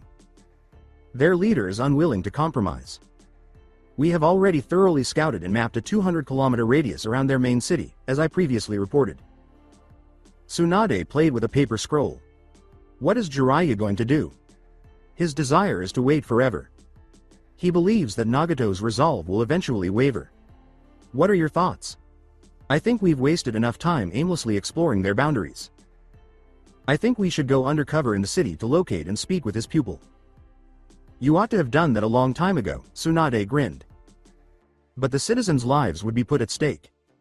As are all of us. We're going to go to war with the Hidden Rain." "Why?" Tsunade threw the scroll to the former Kage, saying, "Read this." Rolling the scroll open, Minato quickly skimmed through its contents, and though his eyes grew wide in the middle, he continued until he reached the end, realizing that he already knew the answer without Tsunade having to tell him. "If this war is happening, I suggest we bring in the other nations." "What are you trying to say?" Minato hesitated. "A man who can single-handedly obliterate entire hidden villages is a threat to everyone. Conan was going to be very unhappy, but this was more significant a chance for peace." He took a moment to let Tsunade process what he had said. Tsunade waved him off, saying, "Get to the point. A coalition against a shared foe. An end to all wars. It's highly likely that the other countries have also noticed the destruction of the Hidden Mist. Let's form an alliance of shinobi." "Oh. I see. An opportunity to unite the 5 nations and put an end to our centuries. Long conflict," the Hokage said thoughtfully. I'm not sure that I have a lot of issues with the proposal. We need to let them know that the man with the Rinnegan is our enemy, not the Hidden Rain, Minato said with a nod. We aim to minimize the number of casualties, regardless of the side. In any case, consider your mission accomplished. Tsunade sighed, that's not going to be easy. Return all of them. The fallout's radial pattern in the absence of any heat signatures or explosive evidence. A Biju was not this. It was a gravitational form of jutsu. How do you know for sure? For what felt like a millionth time, Tsunade sighed, the area has been thoroughly mapped and investigated. There isn't much uncertainty. The person in charge of the hidden village of Rain at the moment is most likely to blame. How do you know? The daimyo scowled. Tsunade swallowed her retort, gritting her teeth, we have a detailed list of the man's objectives and his abilities. The report contains it. They line up flawlessly with the available data. You can't be positive about that. The old Homura said, war is a heavy thing. Who made this report? The rest of the gathered group leapt as the Hokage lost patience and pounded her fist onto the meeting table. This man has demonstrated that he is willing and able to destroy entire villages. Nothing will stop him from destroying ours. Do you mean that we should just wait to be killed? Shaking his head, the daimyo asked, have you tried diplomacy? From the Hokage's perspective, Jiraiya answered, yes. The man won't compromise. Every letter we sent him has been burned by him as propaganda. Every time we've tried to speak with him face to face, he's also made an attempt to murder us. Tsunade is accurate. Perhaps the best course of action is war. Is that accurate? I think you are correct, the daimyo said, stroking his protruding chin. I'll speak with the other daimyo. Our society will benefit greatly from this alliance that you would have us form. With a fleeting smile, Tsunade looked around the room and asked, are there any objections or concerns? There was a pause before the daimyo said, it appears we are all in agreement. Then, let's finalize the arrangement specifics. It will be necessary for us to send contacts to the earth, lightning, water, and wind realms. How should we write this proposal now? A large man wearing goggles stepped out and looked across the wide chasm that spanned between Kumo and one of its neighboring mountain peaks, watching as a sizable landslide of mud eroded down toward a village below. It rarely rained in the mountainous areas of Kumo, but today it was pouring. The man went into action, leaping across the opening with great force before his body was engulfed in enormous tentacles that covered entire city blocks. We have a lot of mud coming down, so let's prove to Mother Nature that we're not clowns, buddy. After the man's landing above the village, there was a brief period of silence before the strong ate. Tails' deep, dry, rumbling voice answered, no problem. All set, B? Brother, I can take anything. We'll show him who's king. Let's do this thing, the man, B, smiled. He liked his partner, Killer B, was the best friend he'd had in a long time, but sometimes the man's lightheartedness got to be a bit much for the eight. Tails, who shuddered as he dug his mountainous tentacles into the earth. Collaborate with me. Here, I need your assistance. Let's avoid going and getting lost. All right, sighed the Biju. Remind me to give you a talk about your rhymes again after this. With that, the two gathered enough chakra to destroy a mountainside, creating the Bijudama, a massive ball of condensed chakra. The villagers below watched in awe and fear as the entire mountaintop and the mud that would have submerged their homes were destroyed, causing the grounds to tremble. B fell into the throng. Kami. Sama yo. I know I'm loving the rain. But too much of this wet is going to irritate some people. The man smiled and produced a tiny notepad, holding it above his head to prevent the rain from wetting the pages. Damp. But before he could finish writing, he felt a tug on him, and then B was launched skyward, turning in time to see a man with red clouds in his black cloak. The most striking thing about the intruder, though, were his eyes. Look. Change right now. You've got nerve to challenge me, B said, causing him to fall back to the ground with his tentacles instantly retracting as he landed on his 2 feet and pulled out the twin blades strapped on his back. The legendary killer B is me. The village had already dispersed, with people either seeking cover or reporting the erosion and intrusion, when the man softly touched down on his 2 feet. Hachibi. You have one chance, please. I'll spare your village from an awful demise if you. In a sudden flash, the Jinchuriki was gone before he could say another word. More significantly, Nagato's Rinnegan witnessed the enormous burst of chakra incorporated into the movement, even though he saw every detail. He immediately unleashed a mental blast of his signature technique, having no time for anything else. Shinra Tensai. Nagato was surprised to find that his technique had not only not stopped his opponent entirely, but also failed to blow him away. Still, it succeeded in stopping a knife that was inches from piercing his throat. B tried to grind his teeth, but he was at a loss for words. Nagato felt the force of his technique being repelled against him, so he held his ground. It was not feasible. The man was actually using sheer force to thwart his technique. The 8. Tails Jinchuriki had more chakra on it than a village could have, but the man wasn't just a colorless mass of red. It is not possible. Were the Jinchuriki and the 8 Tails collaborating together? With the force of his own technique, Nagato lost his grip and vaulted off the mountaintops and into the sky. B observed the man plummet from the unreachable peaks of Kumo. Well, that's the end of that. He's definitely gonna splat. The 8 Tails started to sound irrational. Really, B? Those were the Rinnegan. That was the leader of the hidden village of Rain. The one that the Leaf warned us about and the one we're coming together to fight. He won't be that easy to beat. Huh, really? You weren't paying attention during the meeting, weren't you? B was about to respond when the whole mountain started to tremble. A few seconds afterward, the whole mountain range started to collapse and ascend. B could see his hidden village spreading right before his eyes on the other side of the mountain. The Jinchuriki's tone darkened. Huh? How? What's happening now? The man's not dead yet. It's the Chibaku Tensai. Chibaku. 10. What?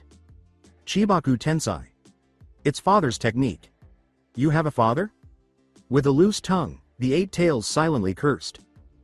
B looked up and saw a large ball of earth forming. It doesn't matter. You need to stop him from channeling the technique. The village can be rebuilt, but once people get packed up there, they will die. Every single one of them.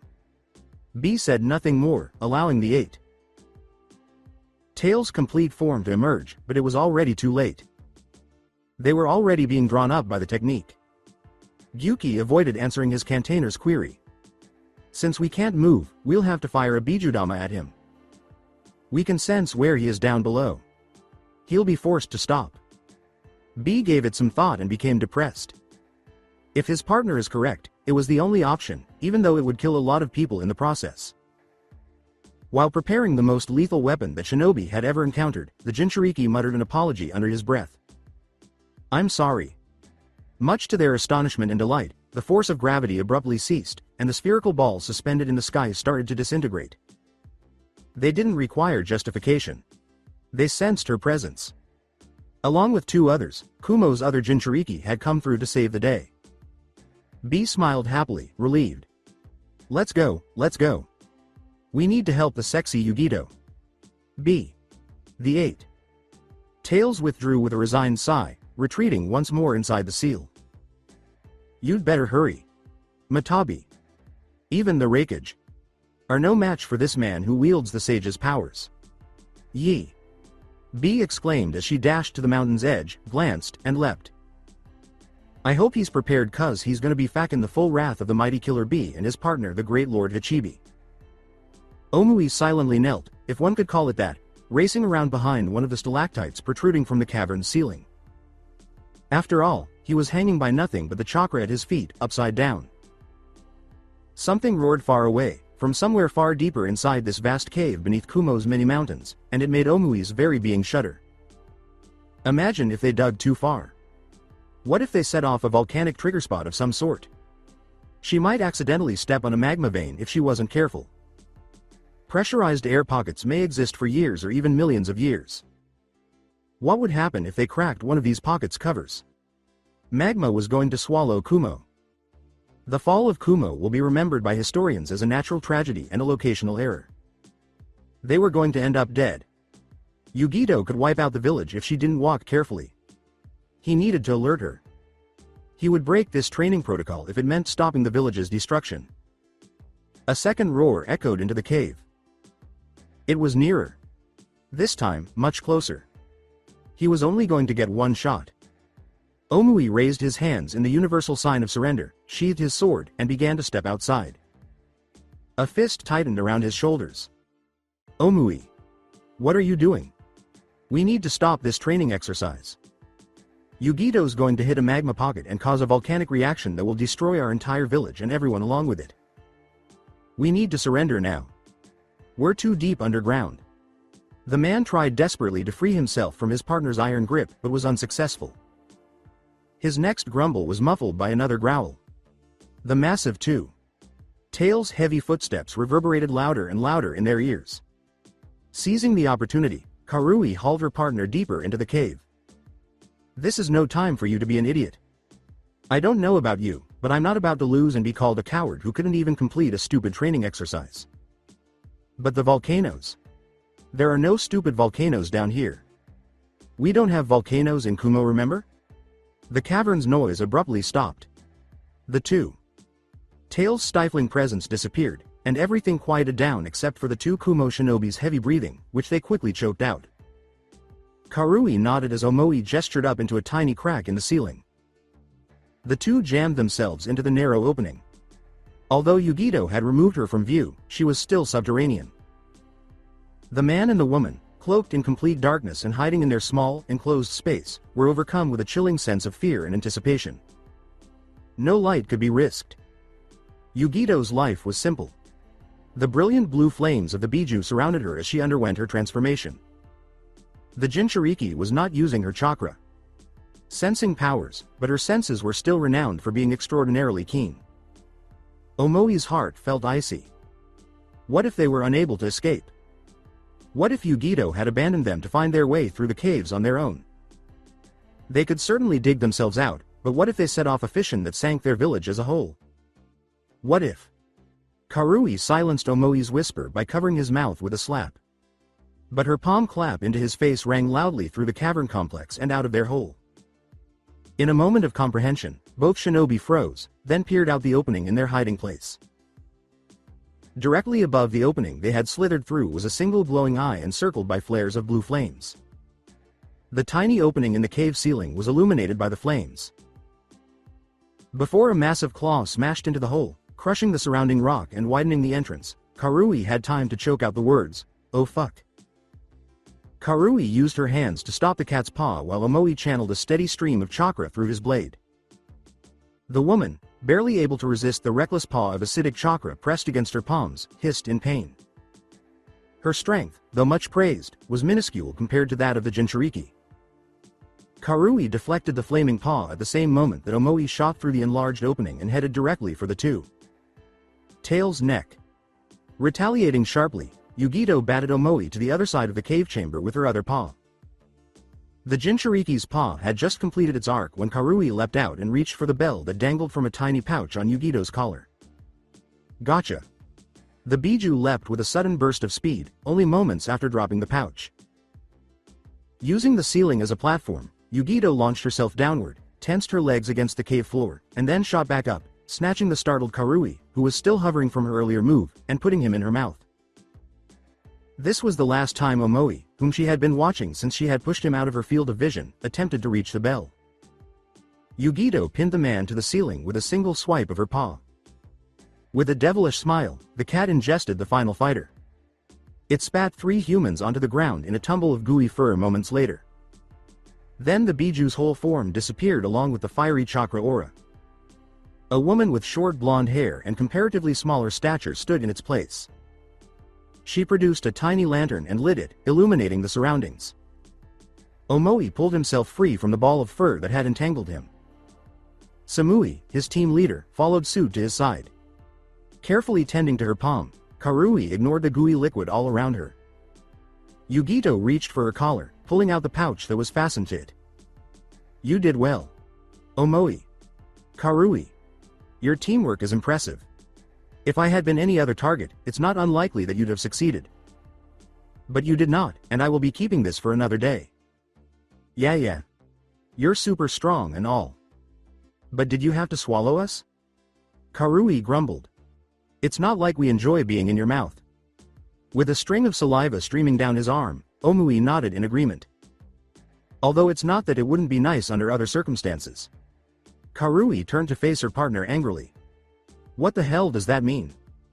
Ignoring the conversation, Yugito turned to face Samui, who had already managed to free herself from her furball. The ambush would have worked, and it was a courageous move you made. What you should have done was... The Jinchuriki was interrupted mid speech by a powerful earthquake, and the 4 Kumo shinobi looked skyward as a group. It was not the shudders brought on by a Jinchuriki's heavy Biju form paw.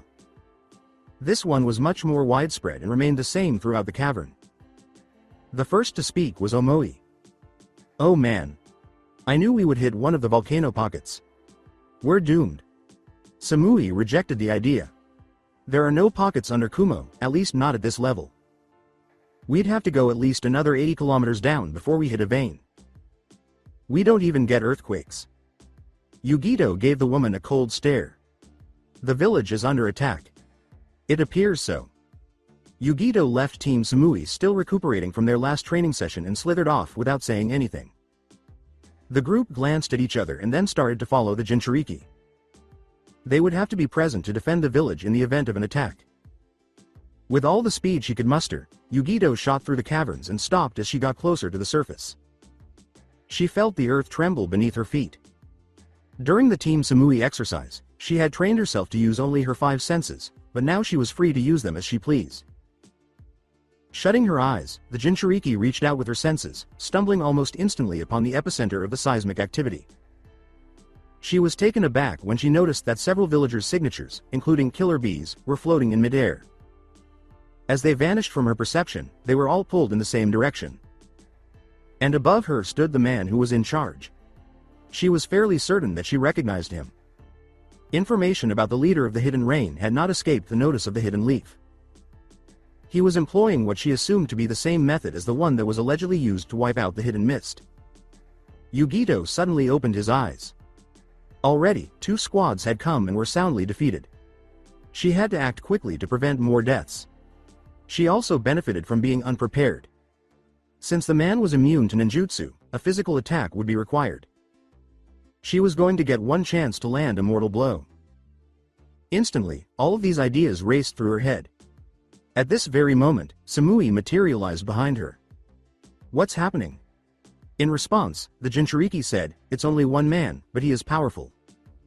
Samui guessed, the leader of the Hidden Rain? Referring to the meeting that had taken place just a week earlier with the leaders of the Hidden Leaf. All of the participants in the agreement were troubled by the thought of this man, who had the ability to destroy an entire hidden village by himself. Yugito nodded, and without another word, she summoned the power of the 2 tailed Biju, engulfing her whole body in a bright blue flame. The full form of the 2 tailed Biju appeared in her place as her eyes suddenly glowed an unsettling yellow.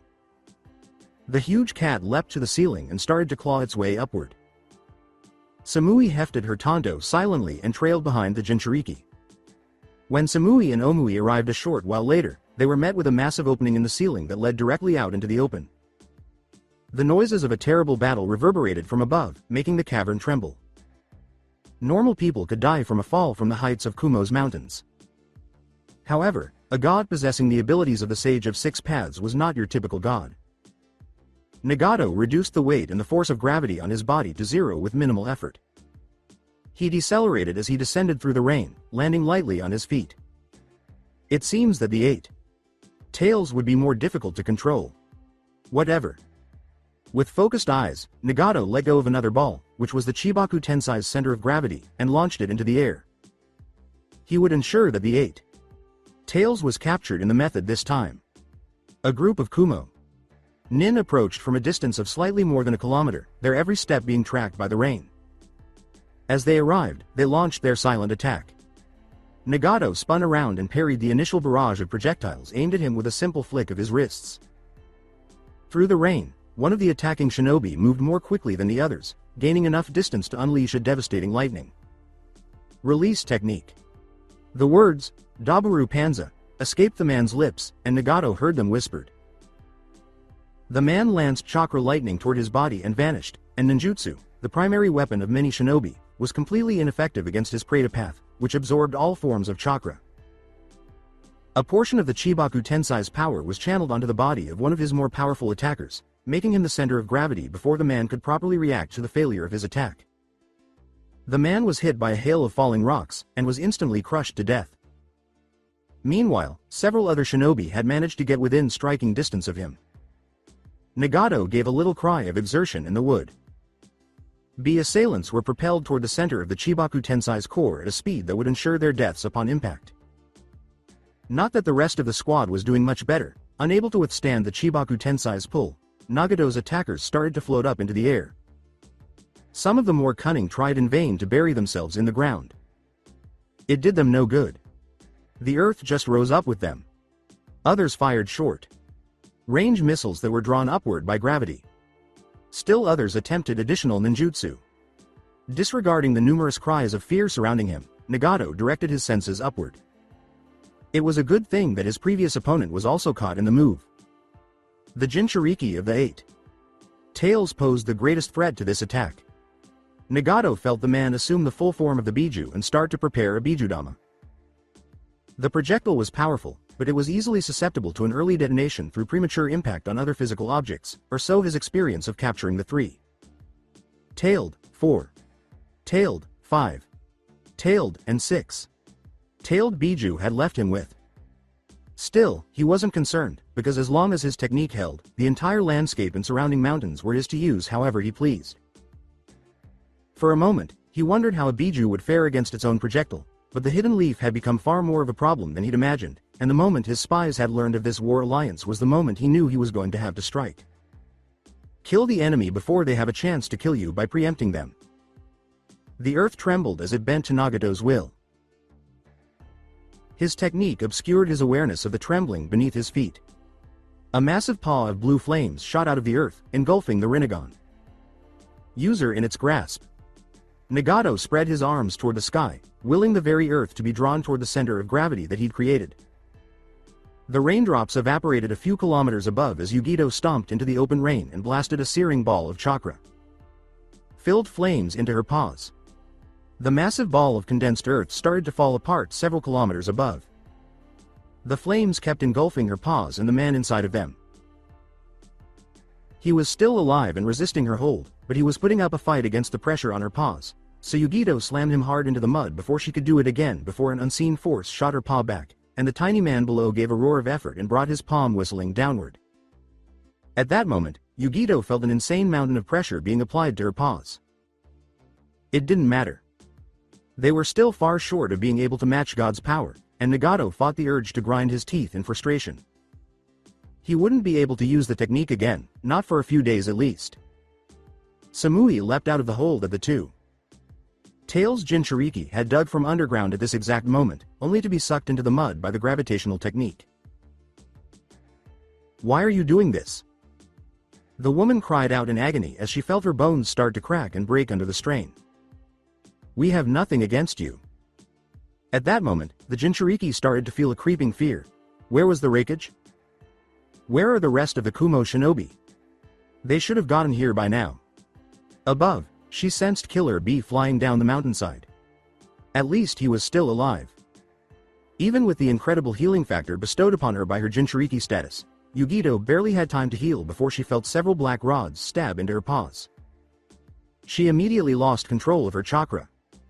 Nearby, Samui suffered from severe internal injuries. "The shinobi world is a world of deceit," sneered Nagato with disgust, having followed the 8 tails movements from the beginning and knowing what was coming. "Nothing about what you say is different. You're planning a war against us even now. You have caused us immense suffering repeatedly, starting with your shinobi wars and continuing up until now. You've gained no knowledge." With a roar, the man turned and said, "Shinra Tensai." Killer Bee was hurled into a mountainside, with no ground to grab onto, and no traction at all. Nagato ground the Jinchuriki in Biju form, against the rocks, clenching his teeth and releasing the Biju, letting it slide for a few seconds before raising his hands again, causing the earth to tremble for miles around.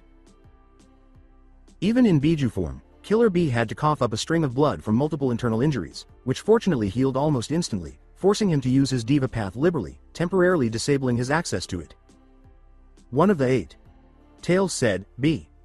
There are only 10 seconds left. Go. Samui was out of the fight. B hoped her wounds were treatable. Yugito would need a few minutes to recuperate. Both had done their part and prevented the village's destruction from whatever means the lone invader had been employing. Despite his agony, B put his hands on the hilts of his weapons and charged forward. In an instant, the Jinchuriki's sword emerged, slicing straight toward his adversary's throat with all the strength and velocity the 8 Tails' chakra could muster. He was surprised when the weapon made a loud clang sound as it struck its target but failed to penetrate. It's the path of Asura, the 8 Tails swiftly communicated to its partner as the Rinnegan. User lunged forward and stabbed a black metal rod into the center of the Jinchuriki's central chakra coil. B grunted and lurched back, bewildered by the unsuccessful beheading attempt. We don't fully appreciate him. The enemy pursued ahead, not waiting to give B a chance to recover. The 8 Tails responded by pouring a great deal of its more poisonous form of chakra into the rod. He knew what it was. A chakra receiver. He should not be able to handle the acidic red substance unless he had really mastered the form of chakra like the original sage of 6 Paths had. The chakra burned into his system and overwhelmed his senses, and the 8 Tails was right when he caused Nagato to stop dead in his tracks and crumble to his knees, gritting his teeth in agony. Using this gap as an opportunity for healing, B exerted all of his strength to rip the rod out of his midriff and drop it into the mud. The wound healed instantly as red chakra enveloped B's body. One of the drawbacks of using this form without losing complete control over his anatomy, B was used to the intense pain that shot through his body as he dashed forward to attempt the intruder's life a second time. With a blow that sent visible tremors through the air, Nagato was pounded into the mud, and he survived, if only narrowly. He'd moved enough to avert a fatal blow, and his Asura path lessened the damage dealt. The hard metal casing that had served as his dominant arm broke. Nagato grimaced. The technique was consuming his chakra fast. Already, the first signs of chakra exhaustion were beginning to appear. He felt light, headed and almost weak. The lake of chakra that he'd had when he'd started the assault felt hollow and empty. With his remaining arm, he held the 8 Tails in place by increasing the effect of gravity on it to an ungodly rate, ignoring his pain. A kilometer was covered by the technique's area of influence. B attempted a second blow but was hardly able to move, his limbs, even in his current form, conforming to the crushing force, and he was soon flattened into the ground, his legs unable to hold him up.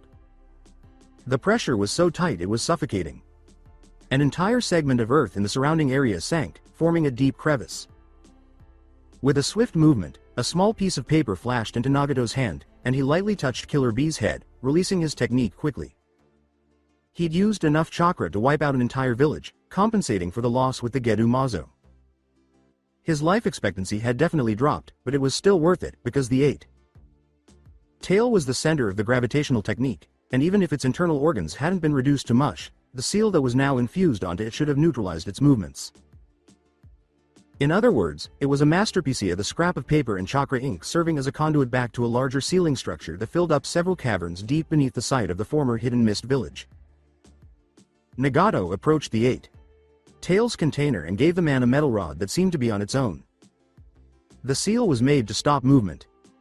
Nagato wasn't quite sure how it worked, but it had been made for a creature much greater than the 8 Tails, and to see it in action was a confirmation of the Uzumaki's genius.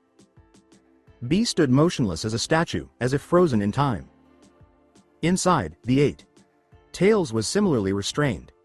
Awesome.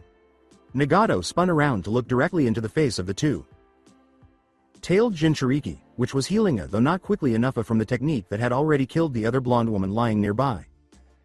The 2 Tails' healing factor seemed to be far weaker than the 8 Tails, and the metal rods holding her down certainly did not help. Look. Yugito sobbed, move, please.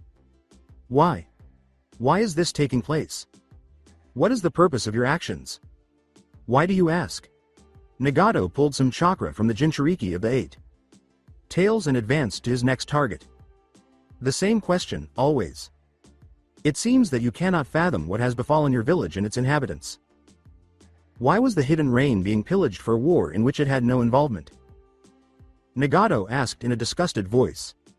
How come we were killed? Why were our lands taken and our people turned into thieves, bandits, beggars, and orphans? It is the endless cycle of what we know as the shinobi system, Nagato said, bending down in front of the woman while using the chakra of his previous opponent. An unending circle of hatred and suffering. Despite her understanding that the Hidden Rain had suffered during the Second Shinobi War, Yugito struggled in vain. Her village, her people, had been destroyed because they were part of the shinobi system. Her people did not deserve this slaughter. There was no justification for their death in this manner. Yugito shook, the pain from the punctures and multiple broken bones clouding her judgment. You're just slacking your thirst for revenge and coating it with crack philosophy, she said, shaking her head. Not at all. Just as you would defend your village, so too am I defending mine. Your alliance with the Leaf is an act of war against the Hidden Rain, Nagato asked, seeming to soften as he forced her face upwards with a gentle hand beneath her chin. Do you hate me? Yugito growled as she fought blood loss and said, I will kill you. I will tear your flesh from its skin. I'll inflict suffering upon you, just as you have upon us. The metal fragments shattered into a puddle as Nagato calmly severed the remainder of his shattered left arm. And then what? After that, I will have safeguarded the remnants of the village. The flames of the two. Tail's chakra had run through Yugito's veins for as long as she could remember, but now, in this cold, wet rain and in what was likely her final moments, she felt cold. Her fingers went numb, and her breathing became labored. I will have done all those you've killed today the justice they deserve, Yugito fought against a shiver. The two. Tails, Matabi, spoke inside her, saying, let me out. I will fix everything. I will blow up your opponent for you. Even Killer B couldn't beat him. I've already fought him with your full power, Yugito said with a melancholic smile. Not even going to release me even in the face of death? Laughed Matabi. You clever cat, don't worry, you'll be free again in 2 decades. Since you've lived for thousands of years, 2 decades probably don't mean much to you. You've been a real bitch for the last 18 years, forcing me to give you chakra and treating me like a servant, so I can't really say I'd miss you. The Rinnegan. User had completed his monologue outside, and he reached down to knock the woman unconscious. He had thought that the other Akatsuki members would assist him in extracting the Biju, but now that he was by himself, it was taking far too long. It had taken him weeks to extract the 6 tails, and he hadn't even gotten around to extracting the 3 tails from its container before he'd learned of this shinobi alliance. He wondered if Kabuto could help with the extraction, or maybe the Uzumaki, since she could probably design a seal to expedite the extraction process. He returned to the 8 tails with these thoughts in mind, and just as he was about to sense that some of the onlookers he had sensed from earlier were moving, some were running away, and others possibly thinking he was weaker now that he was missing an arm, and Nagato watched, his rein sensing their every move. His animal path had been out of commission for some time, and he had absorbed enough chakra from the Jinchuriki of the 8 tails to make a few summons. He struck the dirt with his palm and said, Kachiyose no Jutsu. Shaking Sasuke aside, Naruto exclaimed, my turn, my turn, my turn. And took a seat. I'll destroy you. Look. If Sasuke couldn't beat me, there's no way in hell that he'll even come close. Naruto raised his fist and exclaimed, hey.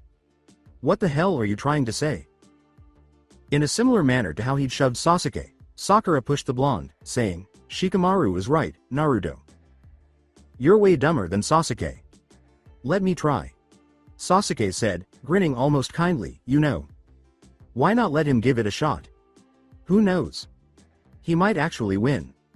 With excitement, Naruto exclaimed, you bet I'd win. Shaking her head, Shikamaru said, well, if you want your ass handed to you. She started arranging the parts. Sakura crossed her arms, all right, she said as she stood up. With a cheeky grin, Naruto took a seat across from the well. Known child prodigy. Sakura tightened her mouth. Shikamaru. You'd better beat his arrogant, weak ass all the way back to the academy, or we're officially putting you on the same level of stupid as Naruto. Yeah. Whatever. Shikamaru made the initial move. Naruto confidently carried out the same action. Shikamaru spoke after matching the move. By the way, Naruto, weren't you supposed to be home today? What are you doing here? Naruto raised his gaze. What, How do you know I was supposed to be home? You rejected the invitation we sent you. Huh? What invitation? Naruto asked, hurriedly placing one of his pieces. I thought you were just being jerks and not inviting me, but I didn't get anything. That's strange, Shikamaru said, launching one of his pieces into place. Then, how did you find out about this Genin sleepover reunion? Naruto moved, giving Sasuke a thumbs up. Simple. Of course. Ah. Shikamaru dispatched the first general in Naruto's army. In dismay, Naruto's mouth moved back and forth. You were diverting my attention. Obviously, but you were the one who positioned your general to kill me. It was in that exact spot. Actually, you have no justification. Get wrecked, Naruto. Cheered Sakura. Phew. Pulling out his second general, Naruto crossed his arms and said, I did that just to make you get cocky. You're going down. Now that you're going to be overconfident in everything, Naruto said, putting out his fist and pointing his thumb to the ground. You know, generally with psychological warfare, you don't tell your opponent what you're trying to do. You're going down, I have no idea what you're talking about. So I take it you came to this little sleepover without getting permission from your dad? Shikamaru yawned. I left a clone to sleep in my place, Naruto smiled. He'll never come to know. You know, you could have asked him right away. Even if you declined the invitation, I believe he would still invite you over. What invitation? Said Naruto, taking up a piece and shoving it through Shikamaru's army's ranks. Shikamaru threw one of his cannons across the board, ignoring the obvious bait. Oh look. I have another general at my disposal. Aha. How absurd. Exasperated, Naruto tugged at his spiky blonde hair. His ear was approached by Sasuke, who said, there was no invitation. What the fuck? Naruto snapped his head, glaring at the shogi master seated across from him. Are you seriously fooling me? At that moment, Sakura lost control and fell to her hands and knees while sobbing with laughter. Her closest friend Ino then burst through the door from the girl's room, asking, what's going on? Why is this so humorous? Hinata was seen looking into the boys' room intently from behind her. I would also like to know. There's nothing funny. Shikamaru cheated. Yelled Naruto in response, making Hinata cringe. Oh. Shogi. Naruto versus Shikamaru? I have to see this, Ino said with a sly grin as she entered. With a pout, Naruto grabbed another piece and forcefully placed it on the table. Naruto, do you realize what you've just done? Sasuke said, covering his eyes with his hand. What? Naruto glanced at the board quickly and said, what did I do? He turned to face Shikamaru, who had a look of pure amusement on her face, and said, you suck. What? How on earth did I do that? After getting over her humorous outburst, Sakura crawled over to the board, grabbed Naruto's cage, and placed Shikamaru's earlier assassin next to the undefended cage. Peace, saying, your shogi intuition is terrible. Are you even proficient in the game? No way, Naruto said, staring at the board in disbelief before sitting up and jabbing a finger at the board. Looking shogi genius. I demand a rematch. He said. Well, yes, Shikamaru said, glancing down at the board. No. It would be best if you studied some fundamental tactics before attempting to challenge me. If not, I'll simply keep dominating you. It's going to be boring for me and embarrassing for you. You can watch me play Sakura, or you can ask my dad to recommend some shogi books for beginners. You'd better hand her ass to her or I'll. Sighed as Naruto got to his feet. Yeah, whatever. Sakura jumped in with a flippant, it won't be nearly as stupid as your game, but I'll probably lose since it's Shikamaru. Sitting side by side with Sasuke, Naruto said, I bet she loses in 10 rounds. If I were you, I wouldn't place that wager, Sasuke retorted. Why? Ino said, taking a seat next to Sasuke, because Sakura's actually pretty good at shogi. Turning to face his fellow blonde, Naruto said, but Shikamaru is. Okay. Shikamaru. A lazy, worthless person who believes he's extremely intelligent, Ino scoffed. Yeah. Sakura might be able to challenge him for the win. You're on. The loser needs to kiss Sasuke, Ino exclaimed. Sasuke answered, no, absolutely not. I decline. Yes. If you lose, you get to kiss Sasuke, which is something you want to do anyway, Naruto agreed. The loser is forced to perform an unpleasant task. As he concentrated on Sakura's game, Ino cast a longing glance at Sasuke, who was trying his best to ignore her. Okay. Then you decide on my penalty. Naruto said, well then. Scanning the room, he saw Hinata quietly watching the game from the other side of the shogi table. You'll have to kiss Hinata. When Hinata heard Naruto's statement, she looked up and her cheeks turned red. What? You're absolutely right. Hold on. After giving the agitated Hinata a quick glance, Sasuke turned to face Naruto and Ino. When I said, I refuse, I meant it, he said. I'm not giving Naruto a kiss. Hinata shouldn't be forced to do anything by you either. Go on. With an attempt at an attractive expression, Ino fixed Sasuke's eyes and said, don't be like that. With his Sharingan up, Sasuke looked back into Ino's eyes and said, no. It was obvious that Naruto was going to lose the bet, and in desperate times, desperate measures were needed. For a brief while, Ino pursed her lips glumly, but she soon recovered and grinned easily, saying, fine. Even though Hinata knew Naruto would probably lose the bet, sorry, Naruto-kun. She was still a little relieved that she wouldn't have to bear the brunt of the punishment. Thank you, Sasuke-kun. How about the loser has to buy everyone here ramen every day for a week at Ichiraku's? Ino cried out. Naruto smiled and said, it sounds good. I seem to recall asking you to stay away from me, Konan said, burying these questions along with a hint of fear. Her eyes snapped open, interrupting her meditation. The door opened, and the man responsible for the interruption walked in without ceremony. The small apartment room that she'd been given didn't have very good security, but she knew that she'd added several safety measures. I'm not interested in interacting with you. Seated on the chair a short distance away from his former Akatsuki ally, Obito said, but that would be ignoring Minato. Sensei's desire for us to get along. So, you and Minato. Sensei. How did that come about? Konan gave the man a fierce look. She had hated him for abandoning the Akatsuki, but her dislike had become pure hatred when she discovered that he had killed the Akatsuki's founding members prior to Yahiko's passing. If she had her way, Uchiha Obito would be dead. No, worse. Death was too satisfying for him. What do you want? Indulge me, Obito said, crossing his legs in a conspicuous display of disdain for the woman's animosity. He looked straight at his fellow tenant, who averted her eyes and turned them to the side. Obito laughed. Is it sexual in nature? Konan raised his voice. If you have nothing of any value to say to me, Uchiha Obito, then leave. Your boring little relationship doesn't really interest me anyway, Obito remarked sourly. How will you respond when we declare war on the Hidden Rain? She felt a shiver run down her spine upon hearing the traitor's words. What? Oh. I was unaware that you had developed bad ears. I apologize. I'll say that again for you. When the Hidden Leaf declares war on your country of origin, what will you do? They refused to. Kindly, Jiraiya. Sensei.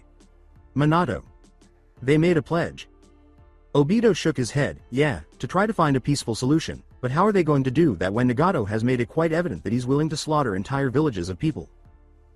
There had to be a purpose for Nagato to destroy the Hidden Mist. There's no proof that he would target another secret community.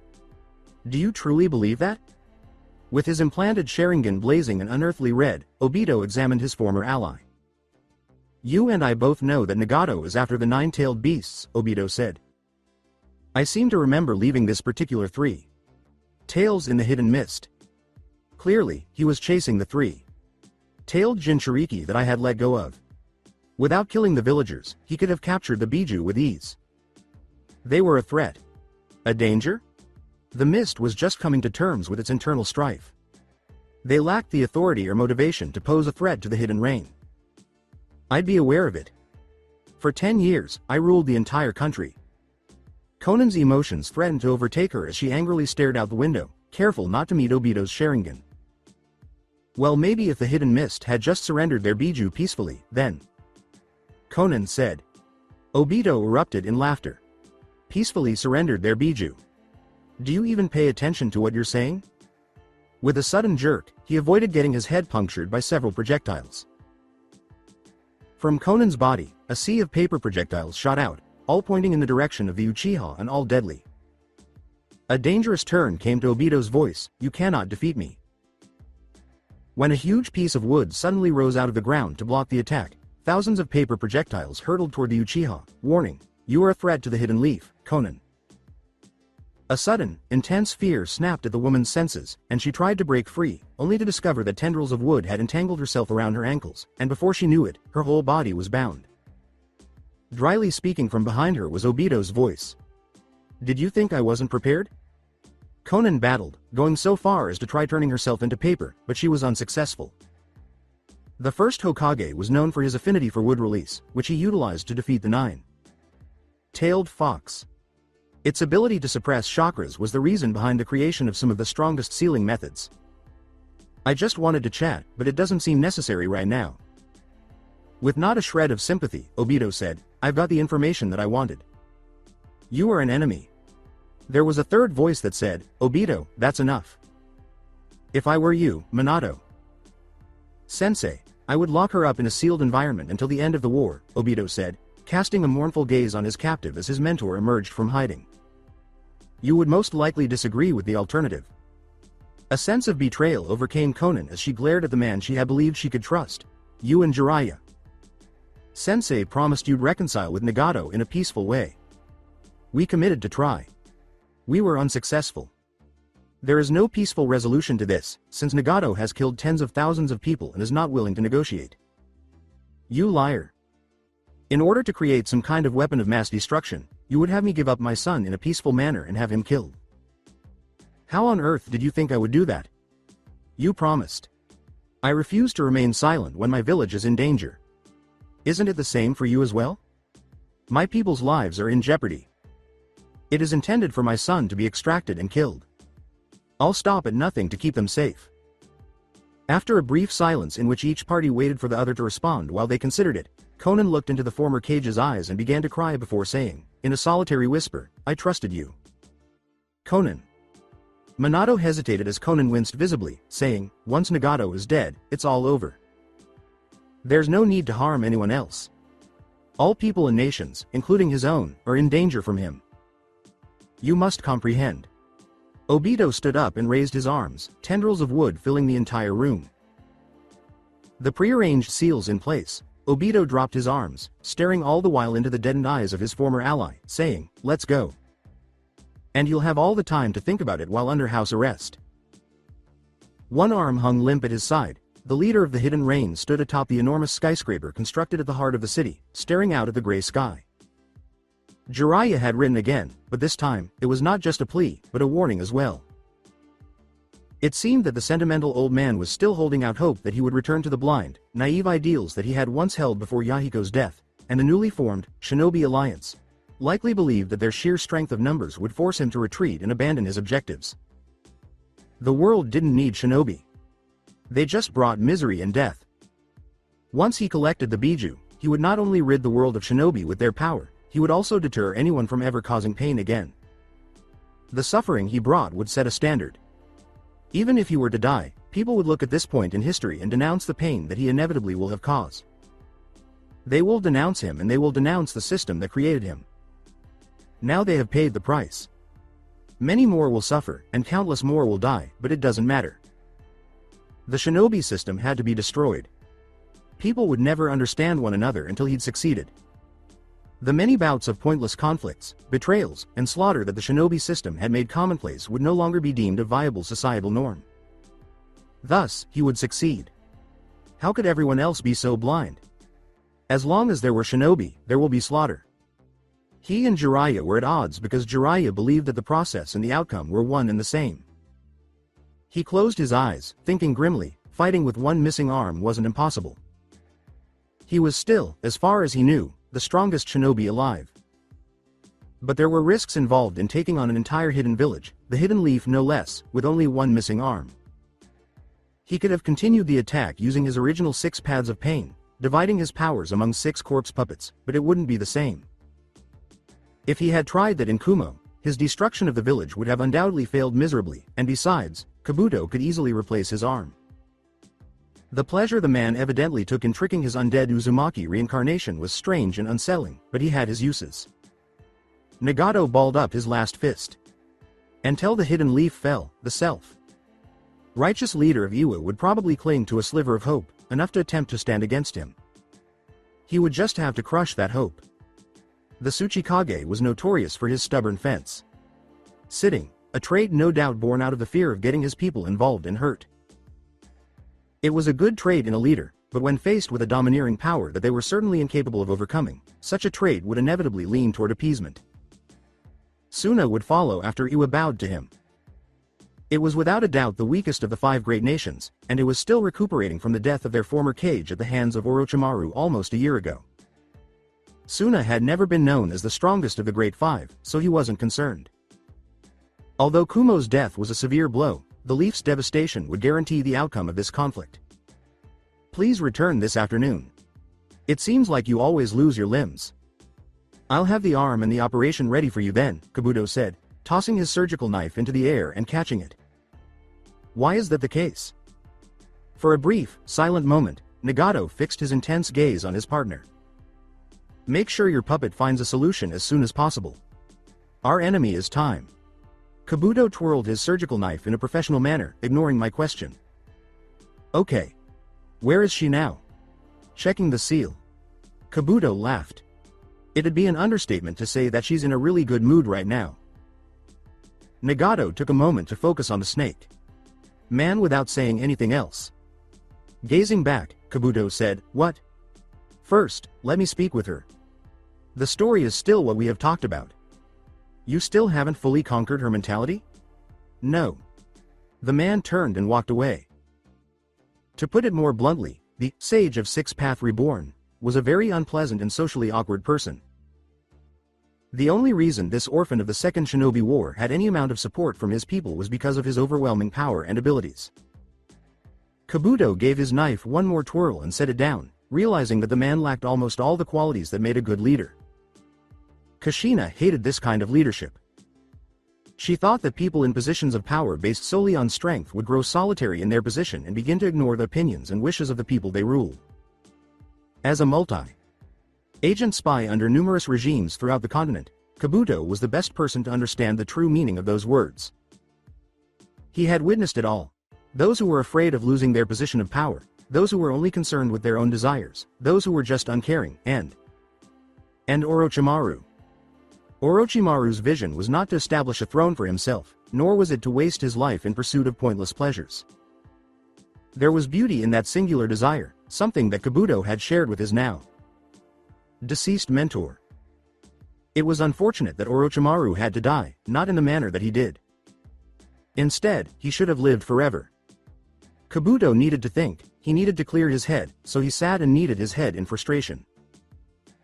He meandered through the cavern, the walls surrounding him a bland rocky gray, jagged and unappealing to his perfect vision, but it didn't matter. He'd long since let go of his dislike for things that other people would find ugly, dull, and gloomy.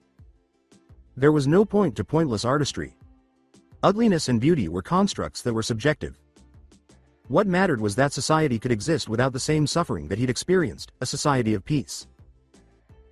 He moved swiftly but deliberately, thinking over what he would say to the dead woman, and all around him he saw the first signs of what could only be the periphery of the enormous seal, carved into the unyielding rock by the Uzumaki over many long, lonely nights, a productivity only the undead could achieve. The patterns of markings appeared before him, extending from the ceilings of the hollowed out passage to the ground beneath his feet in orderly, structured, and intentional patterns. After Konan's betrayal, Nagato thought about the usefulness of the Edo Tensei. If she really cared about him and his objectives, she would have given her soul in surrender. Now that it was too late, she was an enemy. When his new arm had been attached, he would have Kabuto reveal to him the secrets of the technique, whether the man wanted to do so or not. He detested considering her an enemy because, long ago, he had vowed to protect both her and Yahiko, and he believed that Yahiko's passing had strengthened their relationship. Considering all I've done for her, the unappreciative. Oh. You are there. I've been waiting to see you again. A voice said. Nagato stopped as he entered one of the larger caverns in the network of cave complexes excavated beneath the hidden rain. It was incredible that the village had so much space underground and that, despite the caverns being man-made, not a single one of them had been aware of it. I just wanted to make sure there were no issues with the seal. Isn't that amazing? Nagato allowed his eyes to wander, taking in the rich density of seal inscriptions that glowed in a range of reddish colors from floor to ceiling. These would have been stunning to look at another time, but not now. This 10 Tails is far less intimidating than I had anticipated. I'm relieved even though the seal isn't even filled to quarter capacity. What was the experience like? The woman was clearly very excited about the success of her long nights of toil, and Nagato tried not to smile. The capture of the 10 Tails was not as successful as hoped. The woman's smile faded a bit. Nagato said, but, raising a hand to indicate he had more to say, I've managed to encapsulate multiple Biju. The 10 Tails has greatly diminished in strength since then. I just need you to complete one more task. The woman answered, anything. She was obviously still overjoyed at her success, and Nagato saw that all of the wrinkles on her face had disappeared since he had last seen her. It appears that Kabuto has been squandering time on pointless updates for the Edo Tensai. The Jinchuriki that the 9 Tails had ingested appeared to still be alive. Some of them have succeeded in getting away. I've got alive? Does that mean that my son could still be alive? Kushina blurted out. For a brief moment, Nagato looked at the woman in silence. I'm not sure. Accompany me, please. Then, turning, the sage started toward Kabuto's lab, followed silently by Kushina, who could not help but hope that everything was going well, that the 10 Tails were crumbling, that her seal was working to hold whatever it was holding, and that they could win if Jinchuriki have escaped. Of course, the chances of that happening are slim, but Kushina could not help but hope. It implied that her son might still be able to be saved. How in the world were you unaware that this was even possible? Are you not the one who created the Biju, the Sage of Six Paths? The question had almost taken him by surprise, but Nagato had answered it with ease. The 10 Tails are as old as the planet itself and have existed long before I was born. I can never thank them enough for that. Even I don't fully understand all of its internal operations. Oh, I see. Where are we going? She paused. In order to witness a few Jinchuriki, I'll need assistance taking out their Biju. Kabuto is going to accompany us. Then, we'll talk more. The sage seemed eager to end the conversation, and Kushina said, I understand. He probably had some things to explain to both her and Kabuto, and having Kabuto present would make the explanations less repeated. I hope my son is alive. Nagato let out a brief exhale but said nothing else. They continued silently, and as they went past the boundaries of the enormous seal that contained the 8 Tails and its restrained Jinchuriki, Kushina turned once more to admire her labor of love for a fleeting moment, unable to suppress the hope that washed over her. They were winning, and her son might still be alive. Now that she had begun to hope again, she dared not think of anything else. Even if Minato were dead. Even if he were dead, she could still hold on to the hope that her baby was still alive. He just had to be. The image of her small child flashed before her, his chubby little hands and his tiny body imprinted in her mind's eye. The fates wouldn't be so cruel as to have killed her innocent baby before he'd even gotten to walk his first steps. It wouldn't be fair. They'd already taken so much. The Naruto. Little strands of paper slithered across the room, soundlessly moving across the floor. She was only a clone, but that didn't matter. As long as she accomplished her goal. It was unthinkable that she had allowed her emotions to overcome her. True, Nagato had tried to take away her abilities and possibly her life, but he didn't bring up any foolishness, lies, or false idealism. He knew what he was doing and what had to be done. By the time the village realized that the 9 Tails had been abducted, it would be too late. Those traitors had promised not to harm the people of the Hidden Rain. They'd promised to find a way to reach a peaceful accord. And then they'd gone and declared war on her country. She went up to the child, the vessel of the strongest of the 9 Biju, and she knew that when she returned with the 9 Tails, Nagato would have no choice but to accept her since she had proven her worth and her convictions. She was sure that he had thought of her. The papers came to rest against the mat's edge. Her people were going to die, and now was her chance to give them the upper hand. She shouldn't have faltered in the first place, but the release of feelings and thoughts that had been bottled up for more than 10 years had been too strong. The child was still snoring into his pillow when the paper started to wrap around him, and drool was pooling beneath his unaware cheeks. The boy was soon entirely engulfed by the pristine white mass. After a brief moment of apparent hesitation, the woman gave her bundle a quick pause, and Konan quickly fled the apartment complex with her target in hand. Oh my gosh! With a loud exclamation, Naruto made everyone jump. What's not right? Questioned Sasuke. My clone was abducted by someone. With his hands clasped together, Shikamaru asked, do you know who it is? Nodding, Naruto said, I have to go tell my dad. Standing, Sasuke said, I'm coming with you. Sakura turned to Shikamaru and grinned pityingly, sorry Shikamaru. If someone's trying to kidnap you, then odds are you won't be safe alone. Me too. Sakura said. Maybe next time we can play. That would be nice.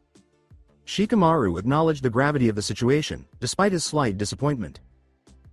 It was unfortunate that he hadn't faced a new opponent who had presented him with such a challenge in such a long time. Taking Team 7 with him, Naruto left after saying, see ya. Before Shikamaru interrupted, there was a brief period of silence. So, would you like to play a game of shogi? He surveyed his surroundings. Hinata bowed and followed Ino as he stood up and started to walk away, saying, I'm going to see what Neji and Tenten are up to. Shoji was probably in the dining room, and Kiba was still snoring loudly. From where he stood, the boy in the green jumpsuit grinned and gave a thumbs up, saying, I would accept your young challenge, but I have to spend a full 100 minutes standing on one arm. Tomorrow, I'll run 200 laps around the village if I'm not able to accomplish that. I'll do 100 minutes on my thumb if I can't do that. After I complete the 200 laps, I'll run 50 laps on my hands if I can't accomplish that. I'll try to complete 2000 push-ups after lunch if I'm not able to. Should I be unable to accomplish that? All right. I think I'll just go to sleep. You do that, Shikamaru yawned and stretched. So that's it for today. I hope you guys enjoyed it. Don't forget to like, share and subscribe to the channel for more awesome stories like this. Thank you. See you all in my next video.